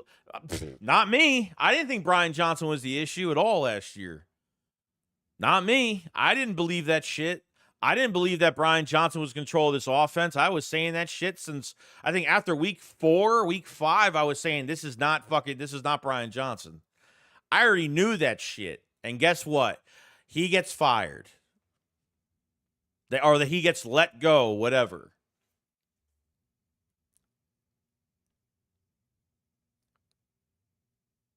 It's crazy. Toss says Vic's scheme's so creative. Why can't Q play man-to-man zone on old man Slay on old man Vic? Sean said Desai was poop, but he bailed us out at times, and it was the best Carter, especially David. Yeah, you know what? Sean Desai wasn't horrible because we were only giving up fucking 20 points a game. 22 points, whatever it was. Then Matt Patricia comes in. We were giving up 30 plus. Because he decided to come in, and the players were already bitching about it already. Because I know that Slay was bitching about it. You know, not like I'm surprised over that, because he's always got to say something. Reed Blankenship was bitching about it. You know, there was players that were, you know. I think look, honestly, dude, I wish we were facing the Panthers coming off the bye, honestly, just to make things worse for them. Not that I want them to lose, but just say, hey, all right, here's the other worst team in football. Okay, let's see what you guys could do.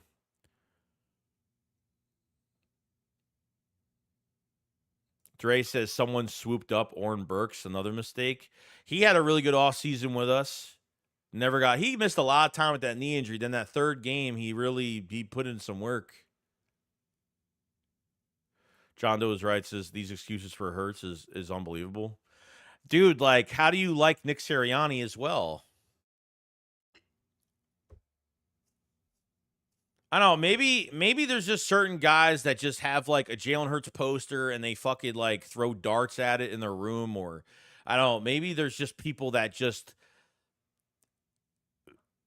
they pray for Hurts' downfall, okay? And that's fine, whatever. But I don't know, man. Like, who are the most consistents on this team right now? Yes, it's been Hurts. Yes, it's been Nick Sirianni.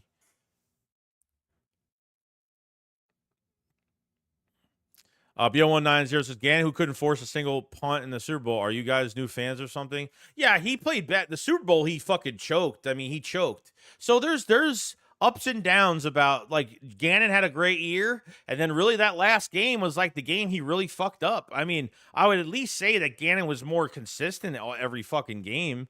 We got pissed at him for the little shit that he did in games. They had Hassan Reddick in 25% pass coverage.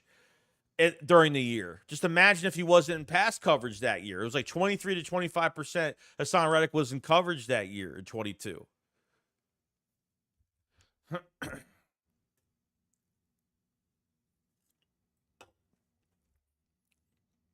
I understand, like, yeah, the Super Bowl, he completely, like, we got beat on the same fucking play. Blame special teams because we punted the ball middle of the fucking field from middle of the field, literally right on the 50-yard line. They score. I think they scored on that play or got it to the fucking red zone, whatever it was.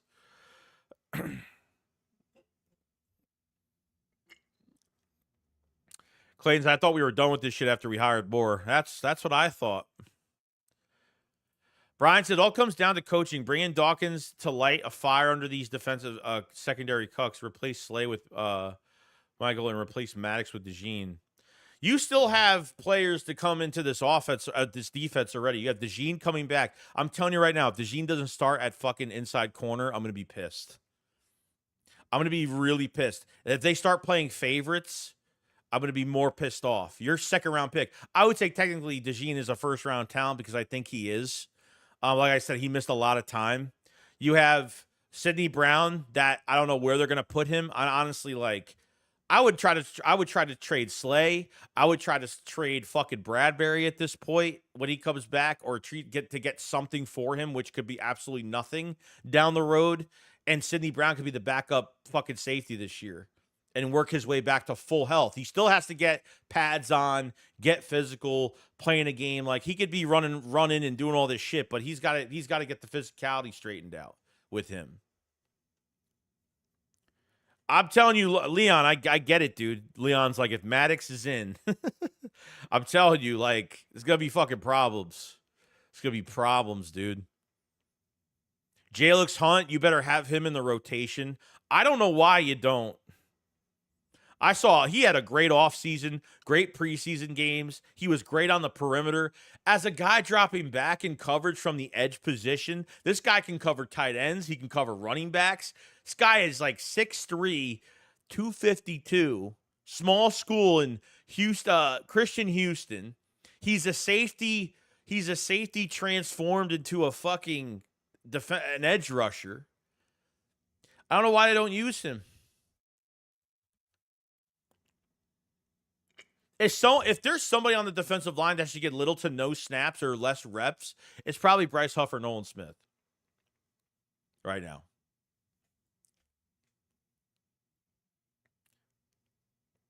If the Jags beat us, to be worse. The Jags might not even have a fucking win by the time we fucking go. They might not even have a win, and they're coming to Philadelphia. Like, imagine if, like, the Eagles lose against the winless Jags in Philadelphia.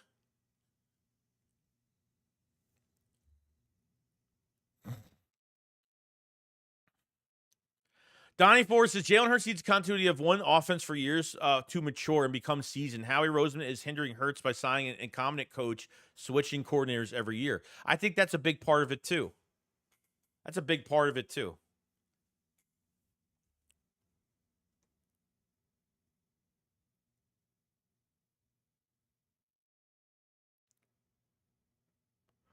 Let's see. Nick and Jalen Squirts needs to go. Cowboys Taylor says, Dallas Cowboys for life. VP, what's going on, dude? Said, hey, Joey, things have been pretty intense as of late, and it stinks that I can't even stomach this coaching clown show. Hopefully the front office says enough is enough before another implosion. And I hope you're doing good, VP. I hope everything's going well with you. And I think another thing to say is, like, are they going to wait until they're literally, like, are they going to wait until there's no fucking hole to climb out of? Like, why do the Eagles do this shit? Even when they were losing from 10-1 last year, they clinched a playoff spot. They had all that time to fix things. And I understand you can't do too much to your offense, and that's the coaching staff's fault for the direction they went in last season. But, man, are they going to wait until, like, it's literally going down, like till they bury themselves? Are they going to wait this late? Like, how many more weeks are they going to wait until, like, Howie Roseman and Jeff are going to have to be like, oh, shit, man, we're in trouble. What are the conversations behind the scenes? We know the coaching staff meets with Howie Roseman, meets with Jeffrey Lurie to talk about stuff. I can't see Jeffrey Lurie sitting there happy as hell that things are going to get better. No ultimatum, no like, hey, like, you got until like a few weeks and what's going on? Chris said we lost to the Jets for the first time in franchise history under this regime. Yeah, it sucks, dude. That has always been something we had a little bit of a side pride we had in. Especially I'm from New York and I love to rub it in the Jet fans' face because they never beat the Eagles and they finally did, unfortunately.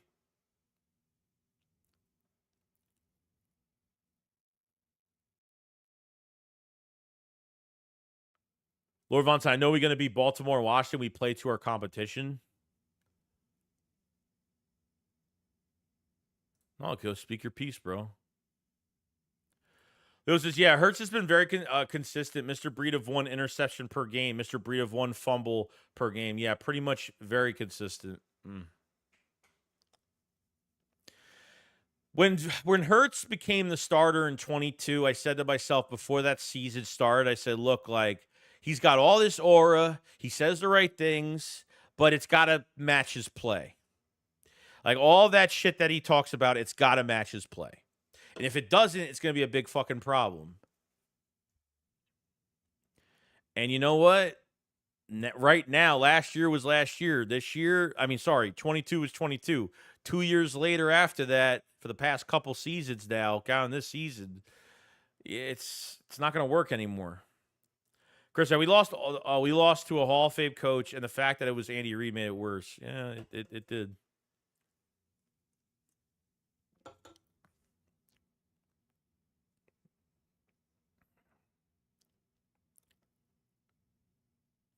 Johnson Joey say, listen, I know Carter is a D line, but he should be playing all over this line so he can get a one-on-one. I wouldn't mind him getting reps at defensive end. I think they've put him there a couple times, not a lot, but I know they've moved him a little bit, but still not in a four-man front. A four-man front, he's not going to – not in a four-man front, he's going to get double-teamed. A five-man front, he'll have a one-on-one, but – because now, if you play in a five-man front, one-on-ones across the board, Nakobe Dean's your only linebacker. That's the worst fucking linebacker you have in coverage. And your corners are giving so much fucking cushion. What's this D-line going to do? Nothing. And yes, there were times where Baker was holding on to the football and like, man, they could not do a fucking thing at all.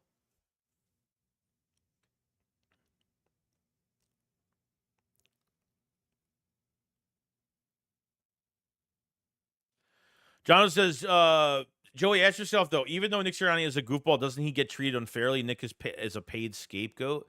Look, at the end of the day, if it's all Nick, but I have to question, too, like, why is Jeffrey Lurie and Howie Roseman letting this happen? Like, they're literally destroying their fucking roster. They're destroying their season year after year. So if Nick has all this free reign to do whatever he wants, and they're losing games because of it, and there's bad decisions being made, and the fan base is fuming, then that's not a Nick problem. It's a Nick problem, but then it's going to be an ownership to GM fucking problem. This is a front office problem. So, yeah, I agree with that. You know, it's not like the owner can't fire himself. Howie Roseman will never get fired. I'm not saying I want Howie fired, but I do question, like, if it's true that Jeffrey Lurie and Howie like the way Nick is running the show here, then this is a bigger problem, and then us fans are going to suffer every fucking year. Every move we make is not going to be exciting. Even if they sign a great player, it doesn't matter because what you have surrounding these players and the positions that you're putting them in is false advertisement. It's all false advertised what this fucking team is going to do with a good roster on paper. That's the truth.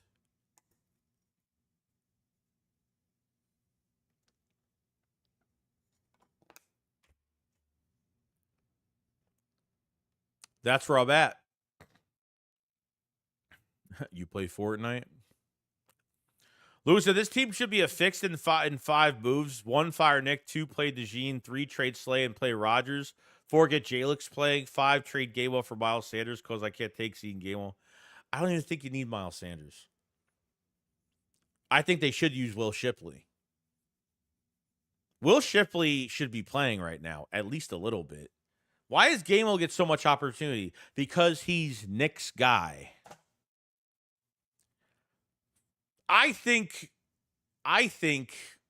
Shipley can be another Danny Woodhead. I honestly think he could be one of the best dual threats in the league. I think Will Shipley can be one of the best all-purpose yard guys in the league. They haven't even put him in for a snap.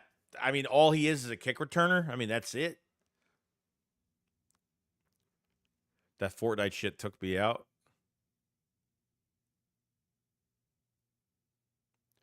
Leo says, it's 100%. By the way, Mac's still on the team after many seasons of being hurt because he's Dallas Goedert's best friend. They were roommates. I never saw him as a good player. Hurts to sign through 28 with a no trade clause. Yeah, that's going to be a problem then. I mean, I know he signed through, is it 28? Is it? Dre said, one thing that kills me is the penalties on offense, illegal formation, illegal man downfield, 12 men on the field, drive penalty. Yeah, and that happened last game. Every time the Eagles get a penalty, drive killer on the most like stupid shit. Stupid shit. I don't know. I think the refs have been asked this year, not even towards us, but towards other fucking teams this year. Bad. The Cowboys-Giants game, the face mask shit, they even said it, there was a face mask on the wrong team. I mean, just really bad. The one on Minka Fitzpatrick, the Steelers had on primetime was really fucking bad. I mean, there's been some fucking horrible calls. Horrible calls.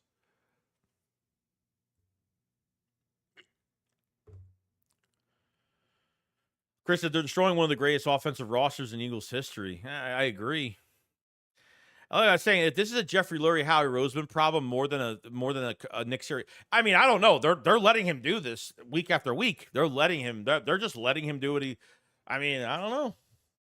I understand they have to give him time. They have to let him have a chance. But like, when is enough with the fucking collaborative doing of Nick and fucking Kellen?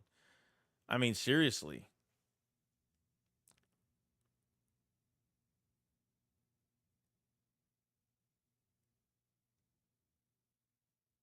Chris says, hey, let's like the chat. Appreciate it so much, Chris. Definitely like up the stream if you guys have. We have 135 likes, 285 people. Definitely hit the like button if you guys have it. We're gonna be streaming the game on. We'll have a shakedown tomorrow night. We're gonna stream the Washington game at 1:00 because I really want to start looking at Washington a little bit more because they have been playing well. So we will be streaming live play-by-play of Washington on Sunday. So definitely come hang out. And we'll have, obviously, videos and all that great stuff.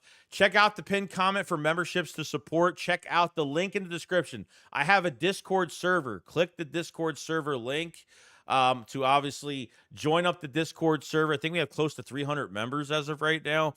We do vid chats. I do vid chats with all the subscribers and all the supporters to talk about the games. So we do some private stuff behind the scenes over there. So appreciate so much from everybody. But thank you for, for chatting it up.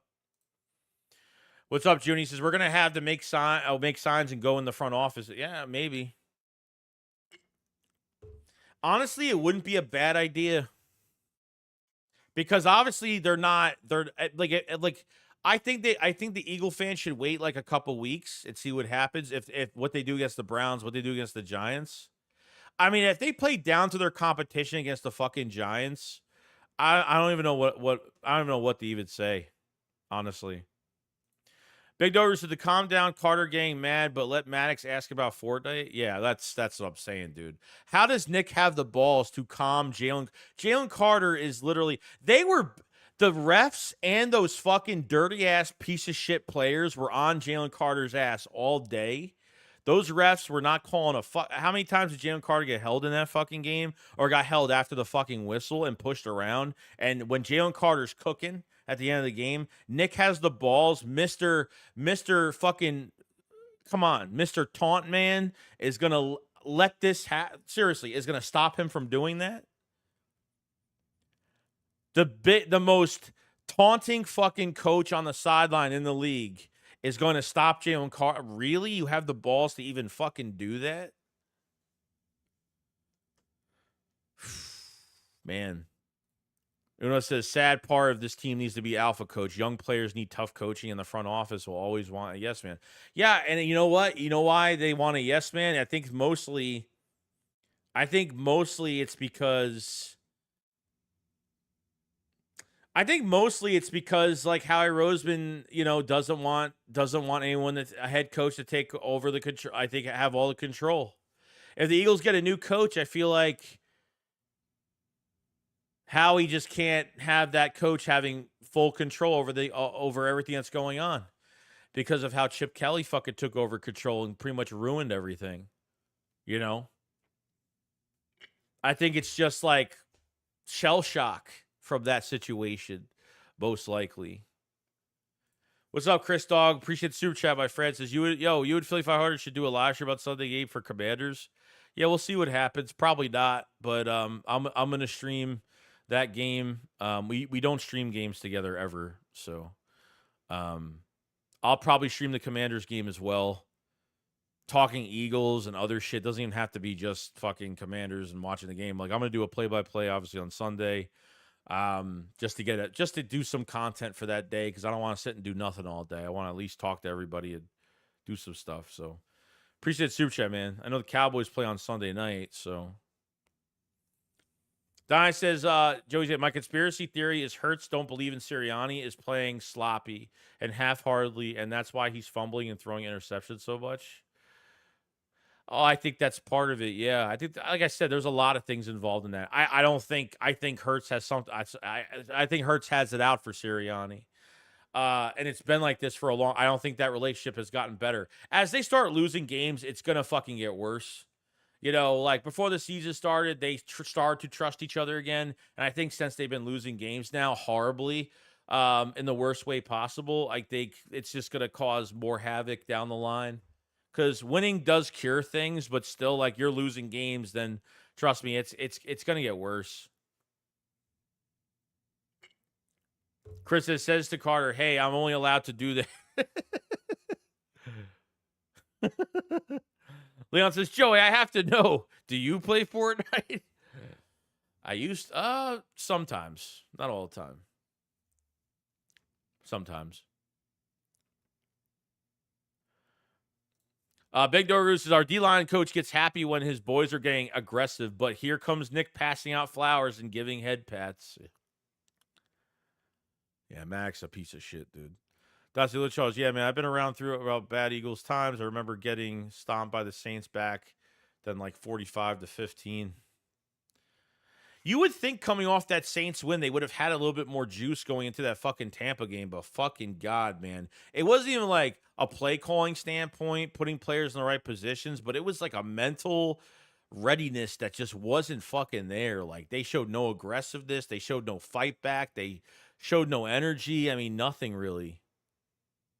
Yeah, that was the quote. That was an interesting one, saying we have our moments, Jalen on Nick. Yeah, when he said we have our moments, yeah, that's not good. That's not good. The rumor was last season in 23 that somebody close to Jalen Hurts, knowing of the situation, says that there was a big disconnect between Hurts, Sirianni, and fucking Brian Johnson.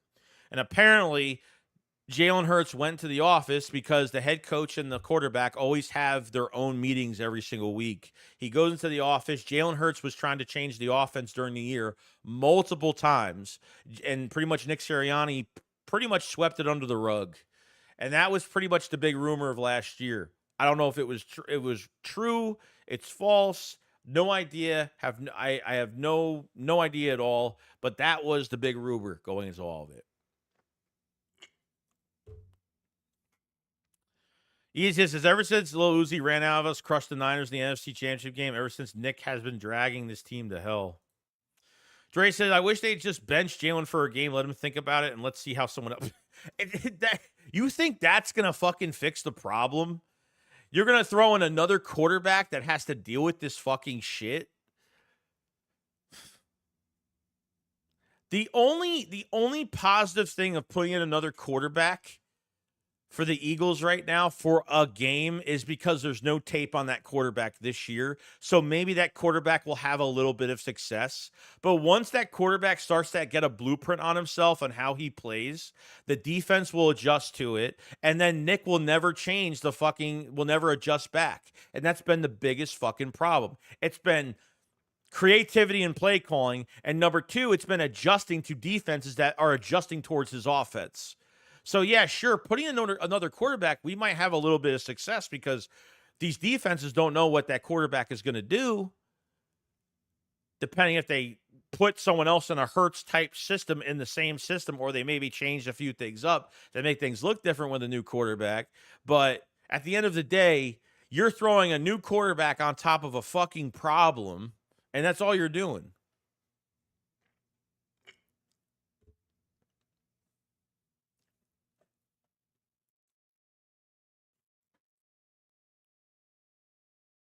You know?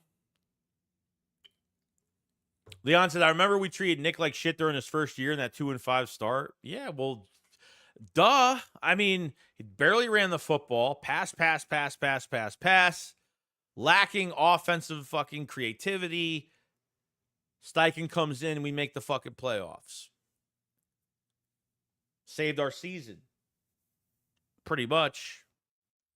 But yet, Nick Sirianni just can't help himself. Or the front office is saying, you're doing a fantastic job, Nick. We want you to keep doing what you're doing. You'll get this right sooner or later, buddy. And that's going to be a really big problem. Show up 215, thank you so much. Says a lot of Hurts sloppy plays come from holding the ball, but the top of these routes be 15 to 20 yards downfield. Even the tight end with nothing underneath. Usually that's Nick. That's how he played the Bucs. Yeah, nothing underneath, nothing middle of the field, rarely or barely. Yes, Hurts stayed in the pocket a lot more, but when you have these guys, you have nothing. So if Hurts is going to be in the pocket, and these route combinations are way too long to develop. There's nothing short. There's no check down. You check down the ball once. You have both your receivers out and Lane Johnson out. You held the ball for so fucking long because of your route combinations are so long. You still throw over 30 fucking times with these big cop-out plays. The biggest cop-out plays is Hurts throwing it 70 yards downfield. Just because there's no creativity. Where's the short passing game? That first game against Green Bay, you had the short passing game. You had some slant plays in the middle. You had yards after catch with A.J. Brown, Devontae Smith. It's like I said, like Hurts is just one of the problems right now because of what's around him right now. And it's hurting everything. It's really bad.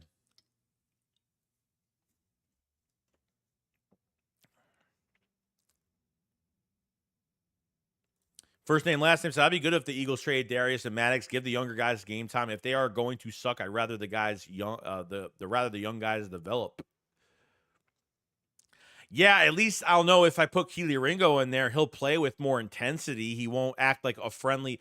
Like seriously, it's just Slay's excuses. I'm not like the other players. I have a good time and I want all the criticism. Yeah, he wants all the criticism, but if he has a bad game, he starts blocking people. Like he's got this loser mentality every time. And he knows he's going to get shit. But because Slay has done this in the past, people are going to expect him to say stupid shit on camera. Go on a live stream with the fucking opposite. With Micah Parsons. Which there's nothing wrong with that. You could be talking about a million other things. But Micah Parsons, too, another guy needs to shut his mouth because you lost the game that week and then decide to talk about Chauncey Gardner-Johnson that had nothing to do with the Cowboys, nothing to do with you. He talked about Derek Carr in the fucking locker room, and Micah Parsons just talked about it for no fucking reason. And then Slay said, you know what? I want to be a loser, too, with another fucking loser. Join his podcast. I hate that guy. I hate that guy. If he plays well, if Slay plays well, oh, it's great because he says, I played really good. I had some great tackle, but as a team, we didn't play well. So he throws the rest of his team under the fucking bus. So that's a great captain. Remember at the end of the year last year, remember on video, he was like, oh man, thank God we don't have a playoff game. Thank God the playoff game's in Tampa because, oh, I don't want to get booed. And I mean, what type of fucking attitude is this? Devin White is putting up a clip of Levante David strip sacking Jalen Hurts on game day. I mean, Devin White doing that online against his own team. It's the most weird fucking behavior. Who is setting the fucking culture here of what to do and what not to do? Obviously, Nick is failing at that because if the players are this soft right now, I remember Slay said it on his apology. He said, oh, I need to have a life outside of football. But, mister, I make millions and I have to record everything I fucking do in my life. Why record it? Why record everything you have to say? Why can't you do something like a normal human being before? Because social media, unfortunately, guys, is just really a big fucking negative in this world because everybody has a fucking opinion about everything. Everybody has to get their word out on something. And you know what? Like, these guys get paid millions of dollars and they act like fucking bitches every week.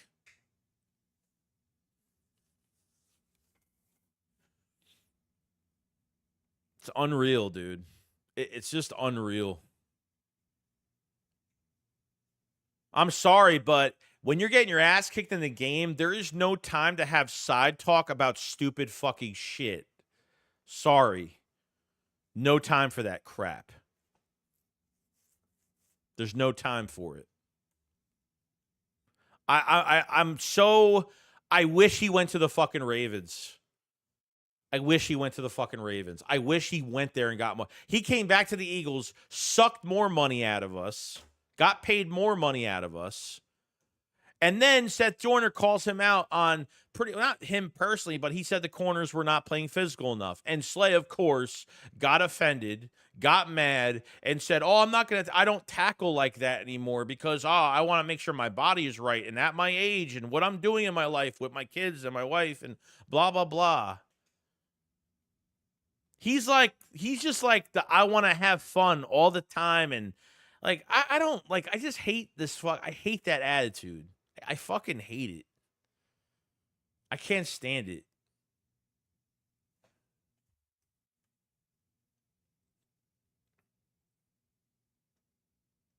I'm surprised I'm not blocked by Slay already on fucking Twitter because I said my shit blew up on fucking Slay the other day.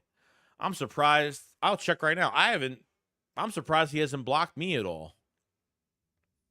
And then when you start blocking people are going to post that you blocked them. You guys, do you understand, like, you could tag somebody in a post and they'll get it in their notifications? Like, seriously. He literally, there was people that weren't even tagging him. There was nobody tagging Slay. So what he did was he searched for people saying shit that got a lot of attention, and he ended up blocking those fucking people. Multiple of people got blocked. I put a tweet out on Slay that has 190,000 views on it right now on fucking X.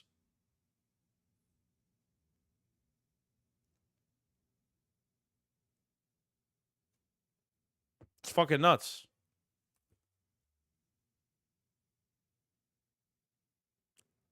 Oh, yeah. Mr. Chris says Slay problem is he thinks he's a Hall of Famer. The problem with that situation, like, he is like, before you come at me, and he puts out all of his fucking career accolades on. I mean, how? This is a captain, dude. Like in a moment on where you have to lift your team up, get ready for the bye week, and get ready to go forward. He fucking has to defend himself to put his accolades up. Oh, I mean, you have got to be fucking kidding me, dude. Easy as his name says, Quignon stood on business. Business stood on Slay. We have our future leader now. Fix the damn scheme. Yeah, it's fucking nuts. Yeah, Quignon was just talking back at Mike Evans like, who are you? Or he's like, who? I don't even know who you are. I don't know who you are. Yeah, well, I think you're gonna find out who he is at the end. By the end of this year, you're gonna know who he is. He's gonna get a lot of attention. Leo said, I just saw your tweet. That was so good. Made me laugh. Slapping the ass on the end zone. True. Because that's how he is. He might as well let guys go into the end zone and congratulate them for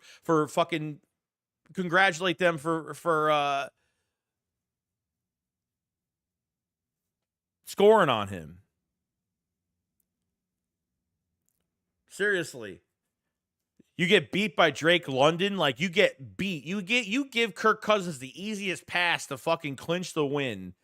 The easiest pass to clinch the fucking win, and you're smiling and that was a good move. Good. I mean, God, like he's not even showing that he's even pissed off. Like even this month, like just a little bit. And he says to the fans, "Oh, that's just not. I don't get frustrated. I don't get." Maybe that's the reason. Maybe that's why you're not motivated. Because you know you're going to retire soon. It sounds like he's retiring after this year for the way he's fucking acting. Like he's like having this farewell year, whether it goes good or bad. I need to be more like myself. I don't even know what this is, guys.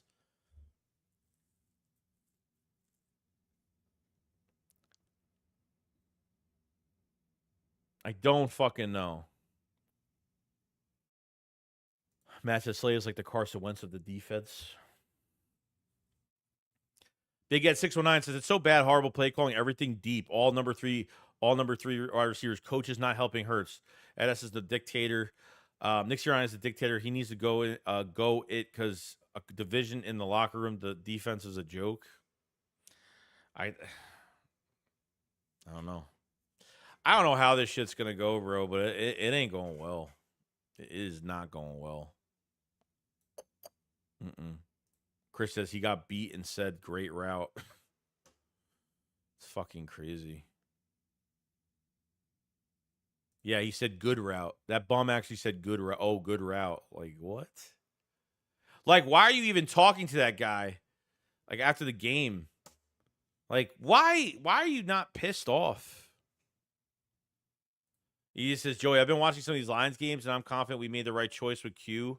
Arnold has gotten like 7 penalties of 15+ yards. Now I'll say it fixed the damn scheme. Yeah, Terrion Arnold hasn't looked great. He hasn't looked fantastic. There was a lot more Terrion Arnold fans than obviously Quinyon Mitchell fans. What made me nervous about the Quinyon Mitchell pick is Nick Sirianni was the roommate of that Toledo head coach back in college, and I was like, oh God, no fucking. I was like, I liked what I saw from Quinyon Mitchell on the Senior Bowl. I thought he looked really good, but I was like, Nick Sirianni has a lot of connections with this player because of the head coach, and I guess it worked out. VP says, take care, brother. Got an early flight, so gotta get some rest. Take care, bro. All right, VP, you take care of yourself out there, bud. Big Dog, so what happened to Slay, who stayed in the game against Vikings to catch another pick against a trash-talking JJ? That was the last time. That's how I used to really love the way the Eagles used the cornerbacks.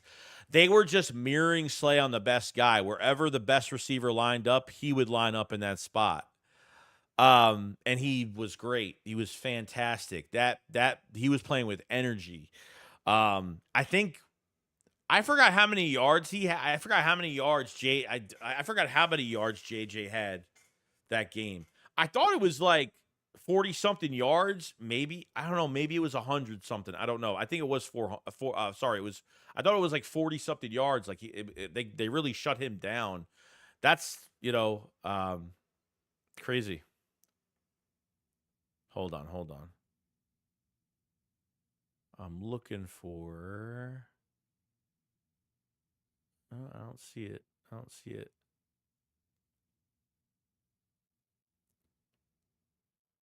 Sorry, Tommy. I'm looking for your shit. Couldn't see it. No, there's shit. No. You're not banned. I'm looking for your stuff right now. Type it in. Oh, there it is. Tommy5 says, if we can get a new head coach that's not incompetent and a yes man, change defensive scheme to aggressive, and the cherry on top would be a great Archie in draft, and him and throw to our weapons be beautiful. Yeah.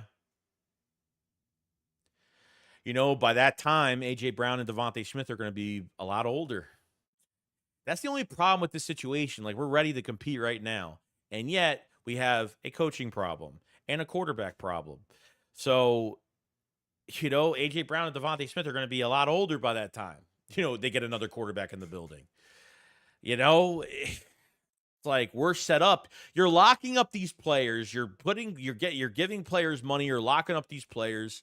If you're gonna go get Archie Manning, bro, you're gonna have to fucking trade guys. You're gonna have to get some first round picks, and you're gonna have to soup up on some draft capital. You're gonna have to.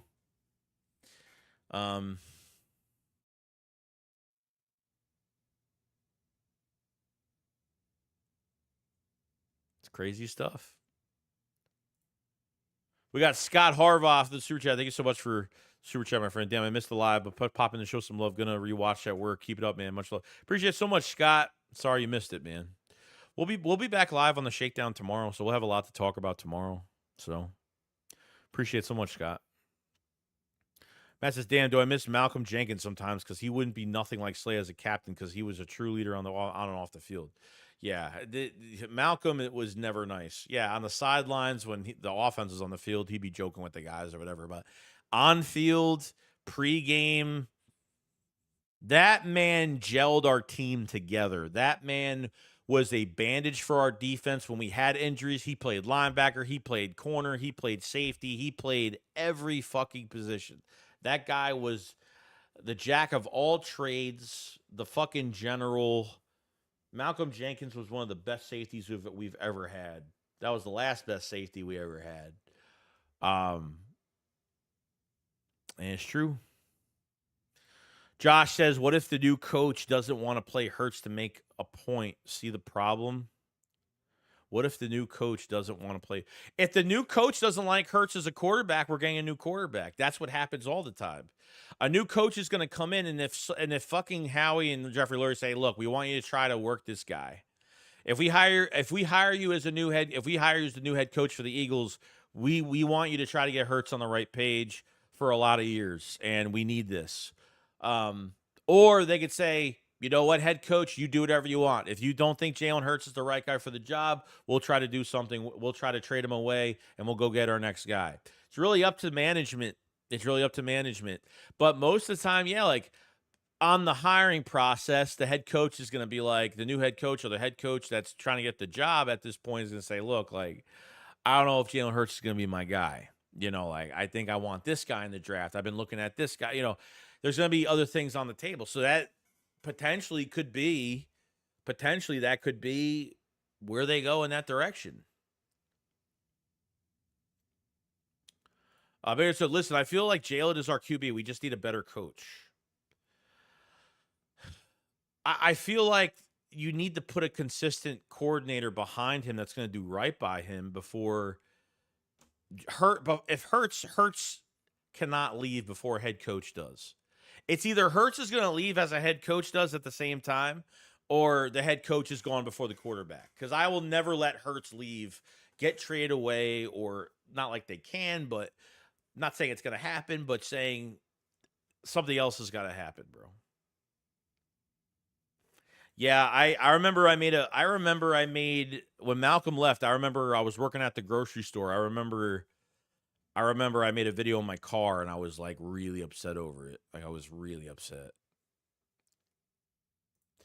Rels, I don't know how I feel like we are overreacting a bit. This was hard first 4 games, but 2-2 without the best receiver duo. But this defense, man, I really wish we got Wink Martindale. Yeah. That's another coach that's very aggressive. You know? Like the whole thing about Hurts calling Wink Martindale to get like advice on what defenses try to do to me during games. Like it doesn't matter, Hurts. It doesn't matter if you're picking Wink Martindale's brain. You're not calling the offensive plays. Like, what does that fucking matter? Oh, Hurts called Wink Martindale and asked him about this. Oh, my God, that's so great. Oh, my God. But at the end of the day, like, he's not calling the fucking offense. What the fuck does it matter? Obviously, it didn't. Tommy Gunn says when you about put up a Fortnite issue, I ain't gonna lie, I died laughing.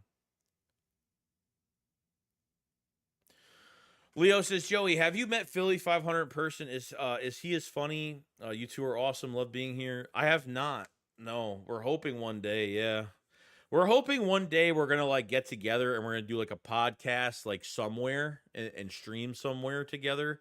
That's been like our thing. You know, do something like that.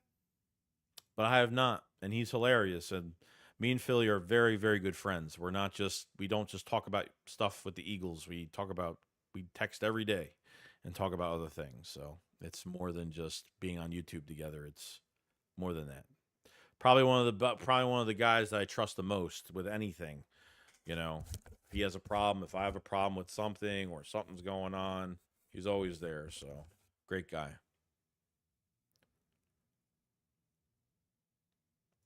Yeah, I remember that video. Yeah.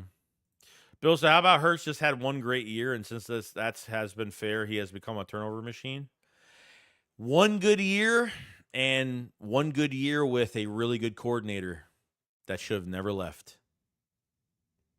It's not like Steichen's been here with the Eagles the last 2.5 years.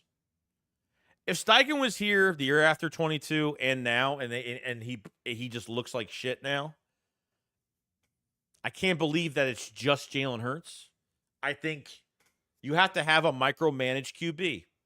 A micromanaging fucking coordinator that knows how to use the QB and the rest of this team with the amount of talent that's on it. Steichen could do that. But there's going to be a time where another head coach is going to walk into this building and he's going to be like, look, I want the job, but I don't think that guy's going to be – I don't think he's the guy I want.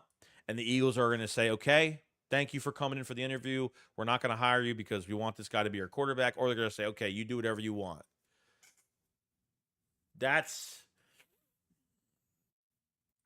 think Shane Steichen was the big difference maker, and ever since he left, it's been going downhill.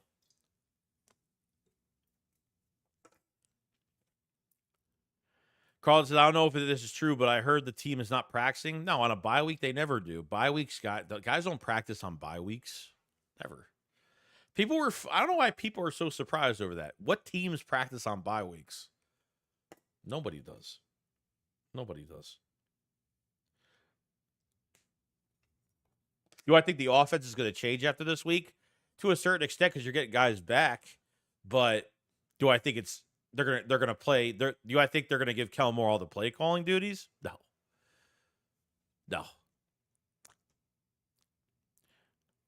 Tommy Gunn said, the major thing I love about your channel is that you address the issue on everyone and everything as well. I've been said trade Darius Slay and Avante both a liability. Well, I address stuff, but I'm not going to bullshit you. I address things, but I'm never going to bullshit you. I'm not going to walk on eggshells. I'm not going to lie to your face. I'm not going to, I'm not the most entertaining fucking guy in the world on YouTube because I'm not. I may not have a big fucking channel. I may not be the best channel out there, but at least for what I give you is going to be unbiased fucking opinions, whether they're right, whether they're wrong. And, if my team loses or I eat my words on a certain player, I will eat my words. I will eat crow. I will say that I'm wrong. I will take shit when I deserve it. And that's what I implement my whole thing on with this team.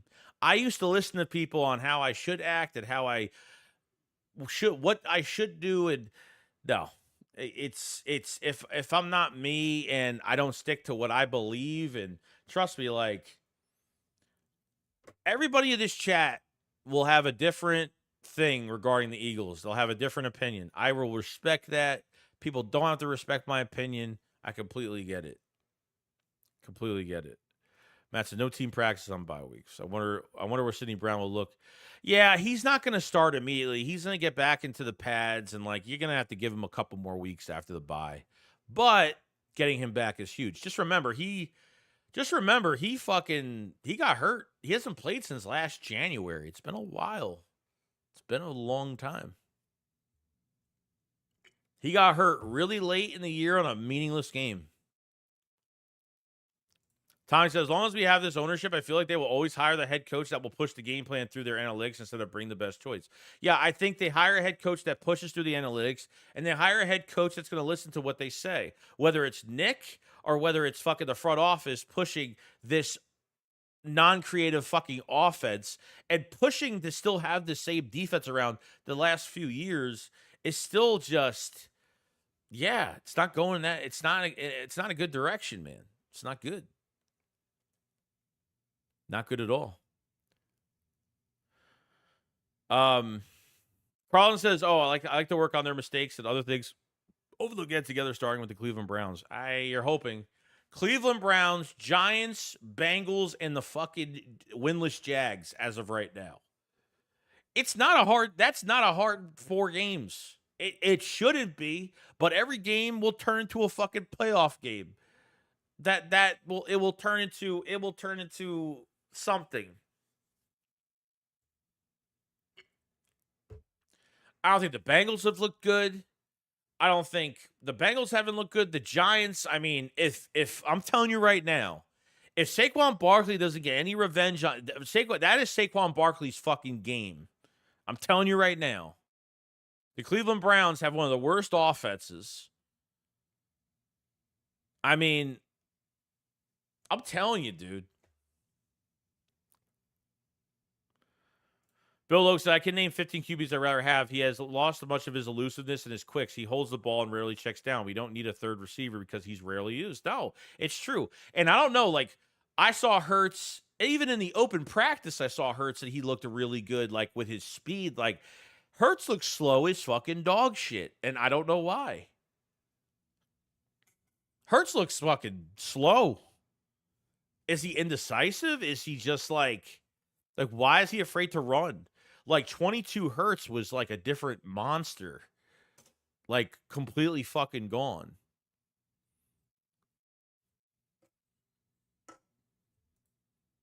Ron said, ain't nothing going to change with Lurie and Howie. Lurie's son is taking over the organization. We will be in the same position for the next 30 years plus. Oh, fucking Christ. Please don't say that. Rel said, I would trade Slay and Maddox right now for someone they like Trey Hendrickson. Love that guy. And let the guys play right now like Rodgers and Dejean, but probably won't change anything because we play 20 yards off the... I get it. Matt says, we all have different opinions, but in the end, we all want the same thing for the Eagles to win ring number 2, and many more for that as well. Agreed. Did you get your tickets for Terrifier 3? I'll show you right now. I'll show you right now. I think I have them.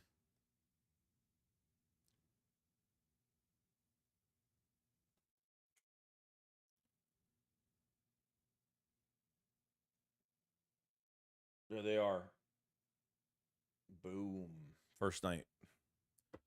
First night. I will be there. Matt said, yeah, I noticed his speed hasn't been all yet. Yeah, it's been bad. I don't know if he is. I don't know if he's hurt again at all. Phil Flowers says, yeah, Jalen Show, he's not even 30 and he's washed. Leo Charles, Hurt's new fiance is empowering that testosterone out of his tank. It's a joke. You know what's funny, Leo? My girlfriend actually mentioned that. It's like, what about this new fiance he has now? Like, you know, like, I feel like you never know. You know, you never fucking know. But sometimes when these guys, like, has these women controlling their fucking lives, not saying that women are bad things in life, because they're not. But some guys change. Sometimes their priorities change. You know, I'm not saying that's what's happening, but, you know. Carl Roberts, I'm thinking the same thing. Hurts has been running slow. Shaking my 60-year-old mother runs fast. Hey, my father's got a fucking limp, and he could probably run faster. Probably. He's got a limp, so... Rel said, yeah, ever since his contract, he's looked cautious except the Falcons game. Philly Flowers says, Jalen equals Jamarcus Russell. Oof, with absolutely stacked offense, more turnovers than touchdowns. Matt says, yeah, I got my tickets for opening night for Terrifier 3 double fee. Good, dude. That's good for you, bro. I don't know if I could like I love that franchise so much. The problem is, like, I don't know if I could deal with like 2 movies, like 4.5 hours of that shit. Like, I can handle shit, but for that long, I mean, good for you, bro. You're gonna have a good time though. If you enjoy it, you enjoy it. That's all that matters. Phillies Mets series, you nervous? Seems like Philly fans are very nervous about these playoffs. Like they're running for the fucking hills. Sam says, one thing about the NFL, it's unpredictable. Maybe there's good ending to this shit. Maybe there's a good ending mid-season and things do change. Ryan said he's been wearing the Jordan cleats. He needs to put on the Nike cleats. It's the new generation. Philly Flower, I love my Eagles, but Jalen is Jamarcus Russell. Matt says my grandma's moved faster on Walker than Hurts right now.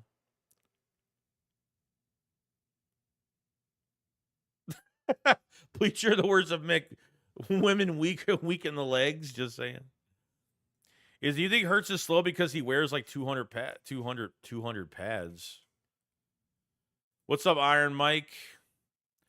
Yeah, 4.5 hours is long. Yeah, it is. It's a lot to deal with in 4.5 hours. Apparently, Terrifier 3 is making people walk out. Yeah, it got banned in the UK. It actually got a rating in the UK where like you have to be above age now. Like when there's no rating on a film, anybody can walk in and see it. They put an actual rating on it in the UK. So now like you can't go in there by yourself under fucking was it 18?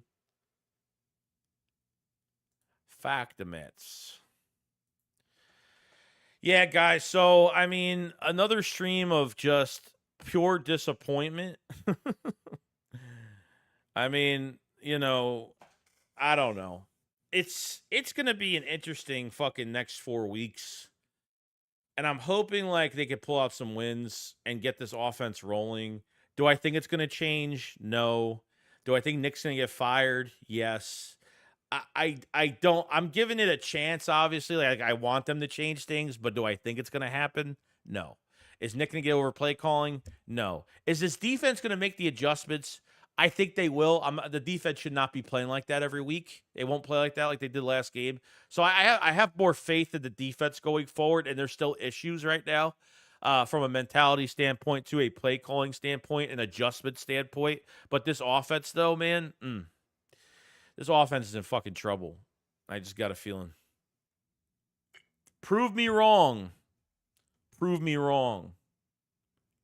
Oh, Big Crazy, you know what pisses me off is the most I played Jaden Daniels in high school, and we lost to him 42-46 to go to the state championship, and now he's in our division. Oh, shit, that's crazy.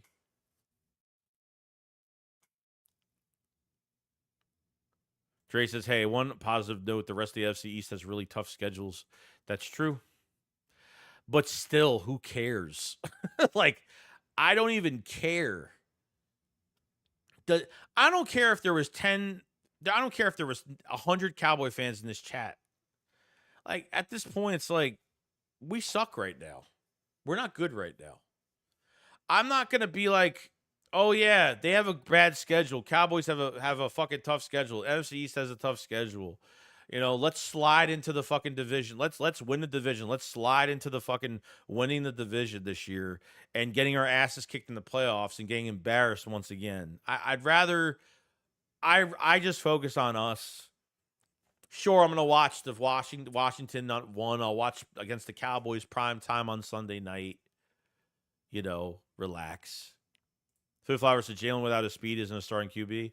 I don't think that's necessarily true. There's quarterbacks that don't have that much speed, and they're still, when they have coaches that could dial up plays that aren't boring and aren't dry, and you actually have a short passing game and you run the fucking football.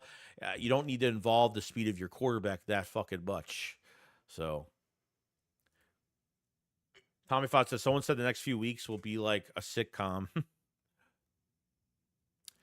Terrifier 2 this weekend. Terrifier 3 comes out next week, but Matt says, I don't care about winning the division or regular season accolades. I care about winning it all in the end. Yeah. Before we can talk about the end, they need to start winning now, because I'm telling you, that ain't going to happen.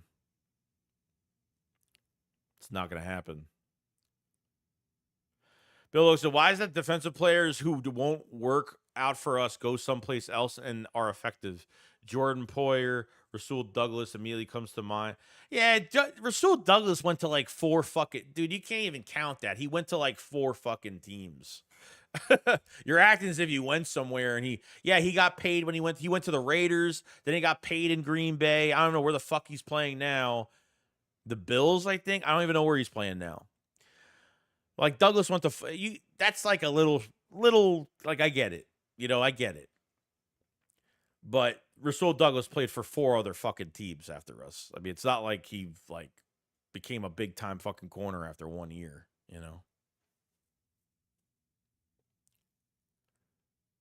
Rats, I'd rather miss out on playoffs than get our asses embarrassed to crap out like last year in 21 all over again. He says, how did Jalen lose like 9% of his speed? It doesn't make sense. Me neither. He looks a lot slower. Like, he looks horrible. Horrible with his legs.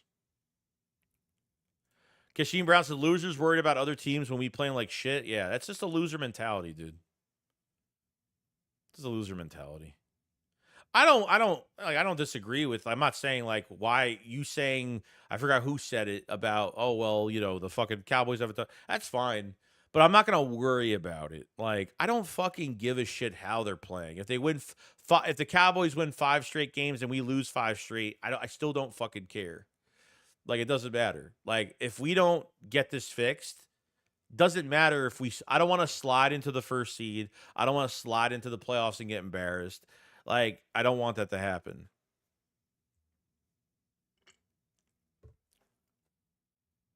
Maurice Stills, what's the talk about us getting Max Crosby? There's been rumors of he put out a tweet with an eagle fucking an eagle emoji. That's it. That's all that was. That's all that was. And everybody's speculating on that. So So I don't know why we blame Hurts 100%. He's still little has a coach who probably wore a helmet in his class, won't even give Kellen the plays, and was without the best right there. No, I get it, dude. No, I'm not saying that. I'm not saying that. Fucking Hurts is fucking stinking it up, no doubt. But this coaching staff, that's where it's at. You like I said, you look at the examples around the league, like Sam Darnold with the Vikings. Like, you think you could put Sam Darnold in this offense and he's gonna look like that? No, I mean this coach and this front office, they're allowing this season to go down the drain. Another year of wasted money, another year of having Devontae Smith, A.J. Brown, now you add Saquon Barkley, and you still don't even use Saquon Barkley, and you still throw over 30 times with not your top wide receivers not in. You don't use any other running backs. Kenneth Gainwell obviously is more Nick Sirianni on his part. No, this is the ownership to coaching and analytics. That's what it comes down to. Even if they get Max Crosby, who fucking cares? Who gives a shit? Like, if the offense can't put points on the fucking board, seriously. Yeah, is it an upgrade? Sure. Does it help tremendously? Yeah, it does. But man, like, that defense can't play like that. I mean, that defense that defense didn't show up. They didn't show up at all. So what? We're going to give up some big picks for Max Crosby? We're going to give a big fucking draft compensation? If we were like winning on a 4-game stretch and we would get him, great. But no one's producing. And yeah, sure, we could complain that, like, because our edge guys are not doing anything, then sure, it's an upgrade. It'll help you on these 1v1s on the edge where you don't have to play 5-man fronts all the time, because now if you get Max Crosby or get somebody else to be put in there, we'll see. It will help tremendously. Yeah, I saw the Devontae Adams rumors. 125 said with Brown and Smith, we will score a lot more. No, I agree. But I think it's very... But like I say, I'm going to repeat myself for the 10th time in this stream. You got nobody else involved in this offense. Route combinations were horrible. Everything was too long of a fucking route combo for Jalen Hurts to stay in the pocket long enough to get fucking stripped. and him making the bad decision to just not take the sack, but to take the sack to fucking throw the football and then get stripped right there. These fucking other receivers, a wide receiver 3 on this team is non-existent. Is non-existent. I can't wait till Covey comes back because I think Covey might be, I don't know. Jahan Dotson should not look this bad, and I know it's not him. You're 6 weeks in, and Jahan's like, come on now. The guy's got talent. And you still like cannot even draw up anything for any of these other guys to in open space, something. It shows you how bad this coaching staff is. Hurts can't throw to nobody else. Hurts has his favorite guys. Unfortunately, he could throw to any of our tight ends. He could throw to Devontae Smith and A.J. Brown. He can't throw to nobody else. Nobody else. Max played at Eastern Michigan. They have an eagle on their logo. Well, that's probably why then. Didn't know that. So... Rel said, and the people who want Hurts gone or why we replace him with Kenny Pickett might as well put the brown bags on, and we would have to trade everything for someone. I'm going to say this, dude. If they lose...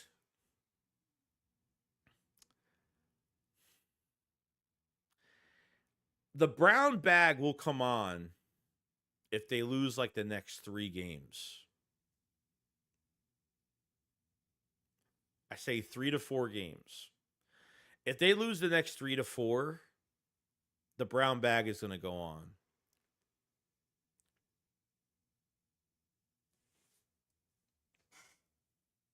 It will. And I will get so much shit for that. But I don't care. Covey was a bit of a hope for us, but he got hurt. But again, I'm a big believer that defenses win games, and ours is 0.0 in the sector. Yeah. Covey's going to be Covey. I'm glad they're giving him more opportunity. They really started doing that with him late, like last year. They tried, it just didn't work. Even now, like he had, even in the last game, he had, with the Saints game, he had a first down. Like he can outrun anybody. You have to put Covey into an open field situation. You cannot put him. The guy's 180 pounds. I mean, what do you expect him to do? You're not expecting him to contest any catches. You want to use him on short, quick, open field routes and let him fucking cook. Because in open field, he could turn a corner at 100% speed. I just wish he was like 20 pounds heavier. That's all. All I wish is he was like maybe like 20 to 25 pounds heavier. That's it.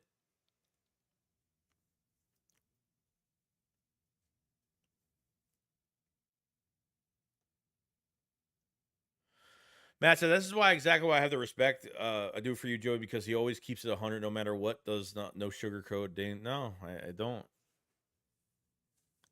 I don't need to be a stat nerd on fucking YouTube to fucking make sense.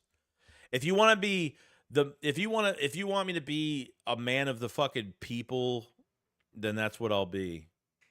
If you want me to be a relentless fucking Eagle fan that just wants excellence and will call out every little thing that happens, this is what I am. And if no one's gonna respect that, then see you later. See you later.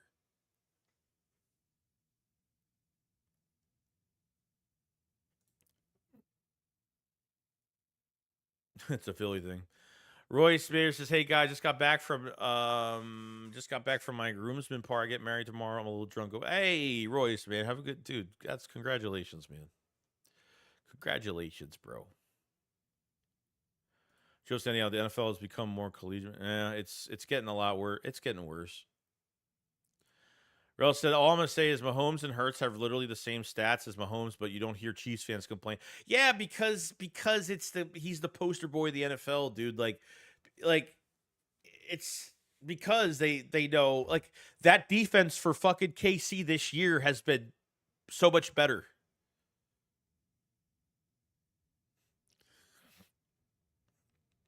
That defense for KC has been turning it up, dude. It's been saving that offense. Travis Kelce hasn't looked fucking great. Hasn't looked great at all. So, but look at the fucking they could take a wide receiver and use him in 20 different ways. They've had the same play caller. They've had the same fucking DC in there for 5-6 fucking years. That's why with Hurts, it's like, man, new offense, I guess. Is this a new offense? New coordinator yet again. Same annoying fucking head coach. Is Hurts given a shot? Hurts is making himself look bad, but these coaches are making him look even worse. And that's where I'm at. Yeah, we'll never have a fullback, bro. I remember, was it the Green Bay game where they actually used like 2 running backs in the backfield? They actually used 2 guys. Like, they were so creative in that first game. Like, that first game, like, looked really good. Like, there was a lot of promise coming off of that game. Like, you scored 34 points on a really good fucking team. Not bad. No, that's true. Nobody scares anybody any Sunday. No, of course not. Doesn't matter. Doesn't matter record. Doesn't matter on paper what it looks like. Doesn't matter.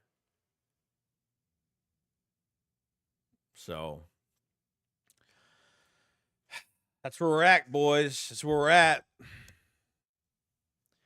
Rel said, I really miss Andy Reid, man. Creative offense needs Brian Johnson, but Jeff has to get out of his waves. I understand people are going to say we miss Andy Reid, but let's be realistic here. He needed to get out of Philadelphia. Some coaches just need another.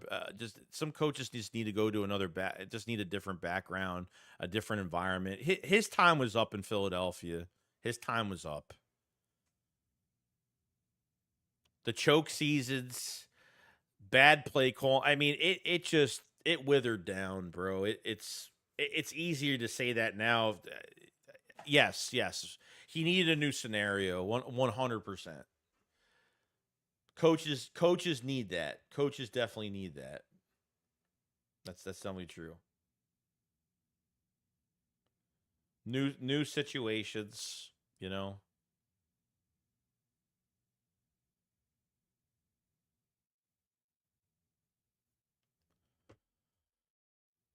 Boy.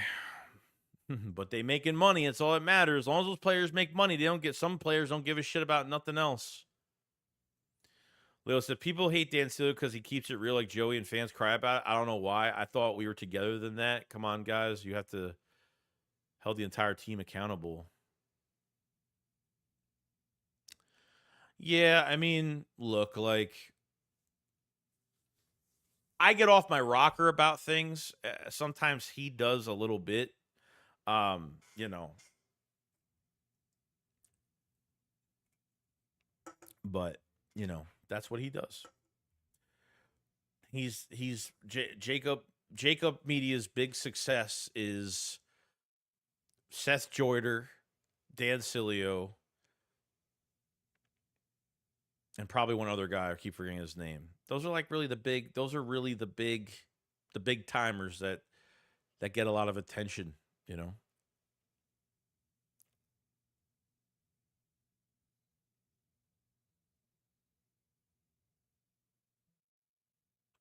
Vlock says, I try to give Hurts a little leeway to protect the ball, but it's hard to judge what type of QB. 9 other coordinators we had, no continuity at the player caller position.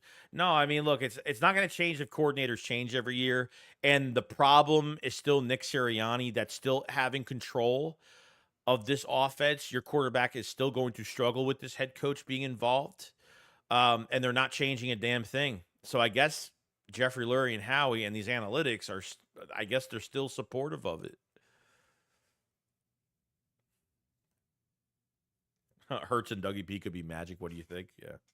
I wonder if Doug's going to get fired. Doug might actually be fired by the time the Eagles play the fucking Jags. Matt, I just think Silio's a joke, just my opinion, just because he goes away overboard and constantly does it to just rile people up. Yeah, he's an attention seeker. That's all he is. He tries to piss off every player. He tries to, if he gets tagged by a player, he wins. Like if he gets any sort of clout by anybody, that's what gets, as long as he gets attention in a positive, positive or negative way, it gets him attention towards his show, and that's what it's about. That's what it is. That's the fucking truth. I remember me and him went at it. I didn't like what he said. I don't even remember what the fuck it was about because it was so long ago.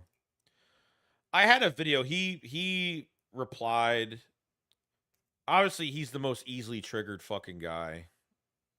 Easily fucking triggered. I had a video already set, so I recorded a video to respond to him, and I didn't put it out. I just deleted it. I was like, you know what? Why am I even gonna? This is before the season even fucking started. I was like, why am I gonna go back and forth with this fucking guy? For what? I question why certain people go on his show. I don't know why. I don't know why. You know, but that's them. Whatever. I don't like beat writers. I don't like reporters. I like fans that don't give a fuck about giving their opinions. And I'm saying, like, realistically, you know? Yeah, that's what I did, Travis. Like, at this point, like, was I really going to go back and forth with him? No. Why? What's the point? No point. If the fucking video if the video that I made on him only got about 500 views, 1,000 views on it, he wouldn't have answered because it got traction. And trust me, I don't need him for traction. Let's be real here. I legit made the video because I just thought he was just a little overboard. That's all. You know? But he needs Philly 500. He needs Mark Holmes on his shit. Unfortunately, he needs them. He's using them. He needs them. That's what I think. I don't watch Mark Holmes anymore because I went into his stream like a month or two ago, and I super chatted him. So this is after Cilio said something, made the video about me. I went into Mark Holmes's live stream and asked him a legit question about the Cowboys. I don't troll in other people's chats. I never do that. I legit asked Mark about a question, and Mark Cilio called me something. I don't know. He called me a certain name, or I don't know what it was, but Mark said the same thing Cilio did as a joke, and he didn't even answer my question. He wanted to know if I was real. So, and then Mark just decided to, he just started to fucking make jokes about me asking the question. Didn't even answer it. So I'm never watching his shit ever again. Never. And I don't care. So I don't, because, you know, I have no value to anybody. My questions aren't valid because I don't have 100,000 fucking subscribers, and unfortunately my fucking 100,000 subscribers aren't all fucking Eagle fans. So simple as that. That's why I don't even watch these fucking guys anymore, because it's all about, I think people put on a fucking act. I think people have a persona.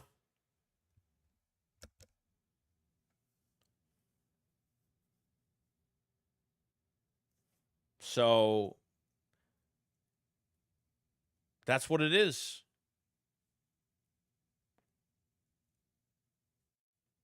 I think it's a fucking act, honestly.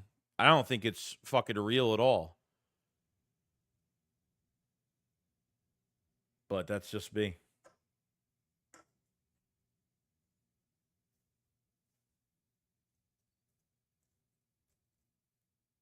You know?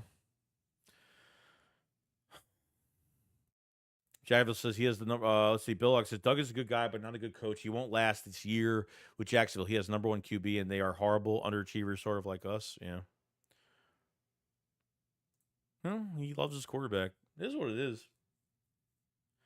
Leo said you should have released a video, dude. Your viewers would have loved it, and even some Jacob viewers over to your community. You have 30,000 subs, dude. That's inevitable. Oh, to them, it's not. 30,000 subs is nothing. To me, 30,000. I don't even care about subscribers. I don't give a shit. There are a million other fucking Eagle channels that are bigger than mine. I don't care. I could delete this channel today. I could take this if I felt like I didn't give a shit and I just didn't want to just do this anymore. Trust me, there might be a time I might say fuck it. I don't want to do this anymore. Maybe it could be a time where I say enough's enough. I'm done with this shit. I could delete this channel today and be perfectly fine. No, I'll have no regrets over it. The only reason, and I don't want to do that. I'm saying I don't want to do that, but I'm saying like the only thing I'd be upset about doing that is because of you guys. That's the only reason why I would keep it is because of you guys. You know what I mean? But because I don't have 100,000 subscribers, you know, I have no value. I have, you know, I can't get anybody fucking viewership. You know? That's fine. Doesn't matter. That's why I don't do interviews. That's why I don't stream with a lot of fucking people, because people don't like me. That's perfectly fine. I've had my run-ins. I've made mistakes on here, but everybody learns from it. Everybody learns from shit.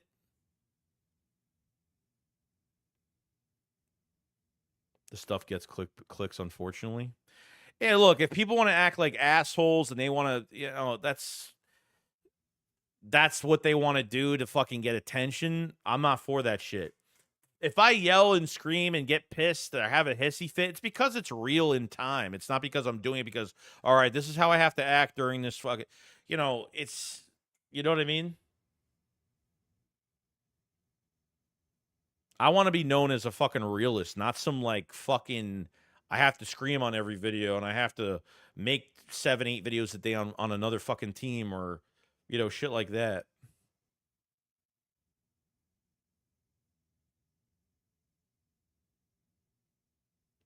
So that's just the truth, man. I don't work with anybody besides Philly. Like, that's the only person I fucking work with. I don't work with anybody else. I don't get along with a lot of fucking people because I just don't like a lot of fucking people. And that's my opinion. Simple as that. Fuck everybody else. I don't fucking I do this live stream, I get off, I live my fucking life, and that's it. I don't sit here and watch what everyone's saying and who's doing what, and I don't fucking care about any of that.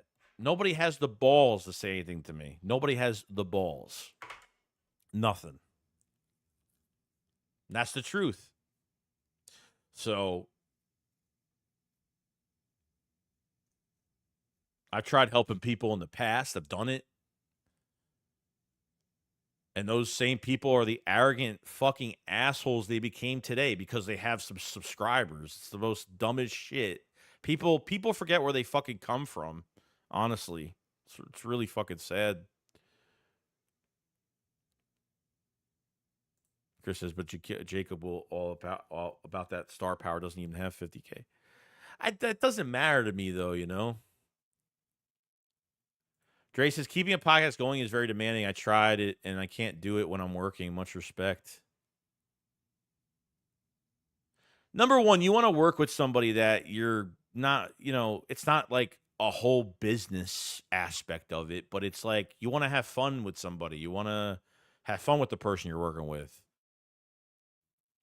You know, like you want to have You want to have somebody you vibe with, someone that you're friends with. It's better when you're friends with the person and you could talk football for 5-6 hours. You know what I mean?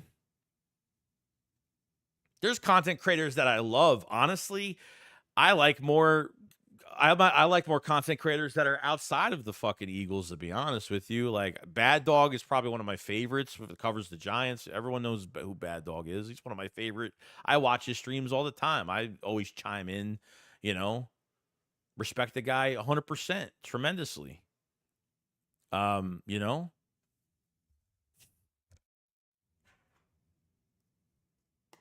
It's always competition. It's always, you know, like I see it. I get messages. I get screenshots of shit of being thrown at other people. It's like people always have to passively fucking attack other people. I don't get that shit. Have I done it in the past? Yes, 100%. 100%.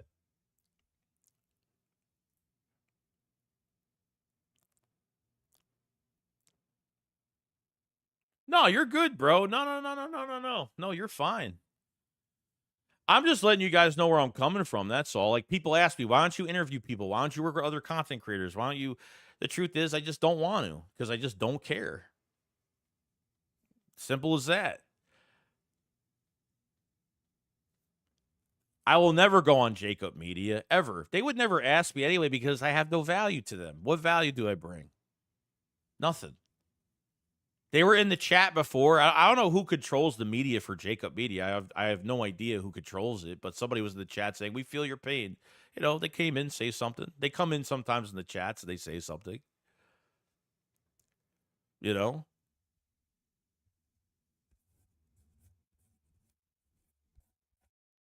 But someone already, you know, there's always got to be shade thrown at somebody.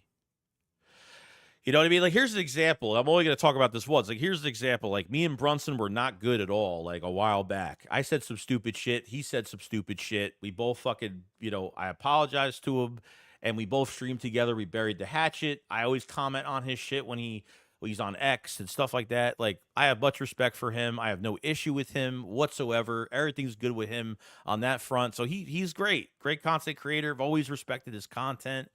You know, no issue at all, you know, but we both, you know, grown men came together behind the scenes and we fucking me and him behind the scenes argued about something and we met in the middle.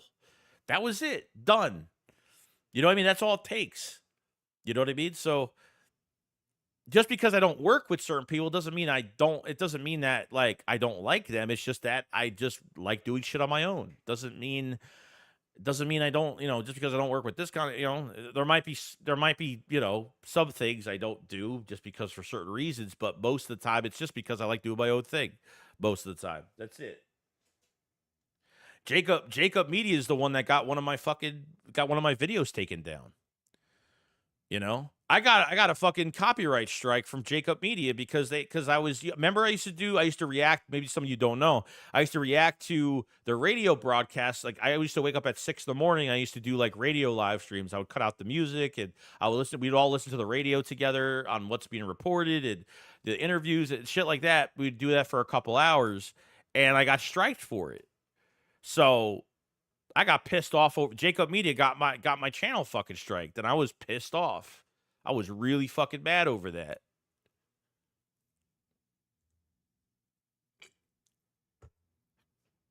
If, like at that point, like I could be working with those guys.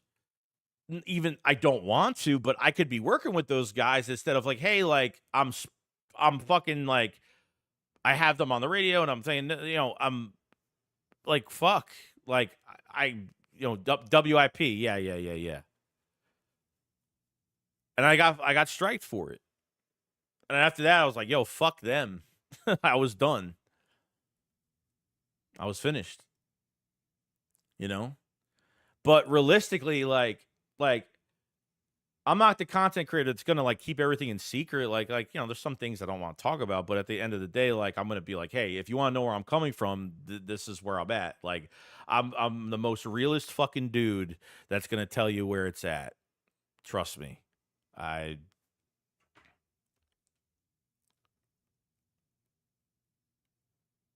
It's bad, bro. Leo says, "Okay, I'm done with those guys. I hate when YouTubers take other channel." Yeah, look, like you know, these it comes being a YouTuber becomes a full-time job, especially if it's going well, you know. But all people want to do is take each other down, and I believe in that. Like where everybody could have so much success if everybody worked together, but nobody wants to. I see copying. I see people copying other people all the time.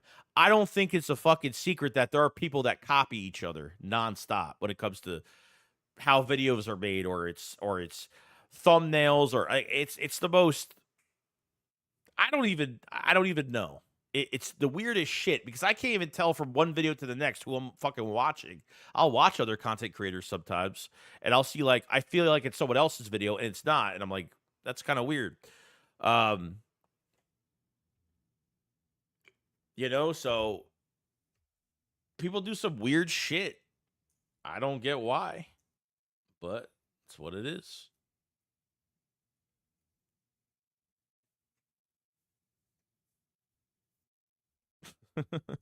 High school never ends. Yeah. Independent media is the best media because you'll get the realest shit from independent media. Most of them, some of them at least. You know what I mean? I got more shit to worry about. I I was supposed to like I didn't tell you guys like I almost bought a house last month. It didn't go through. Shit just hit the fan. I just was not being led in the right direction on things. I almost bought a house last month. I was about to fucking announce it, and it never happened. So I was really depressed about that because there was this house I really wanted, couldn't get it, not because of me, because of the person I was dealing with. Just a lot of bullshit. Um,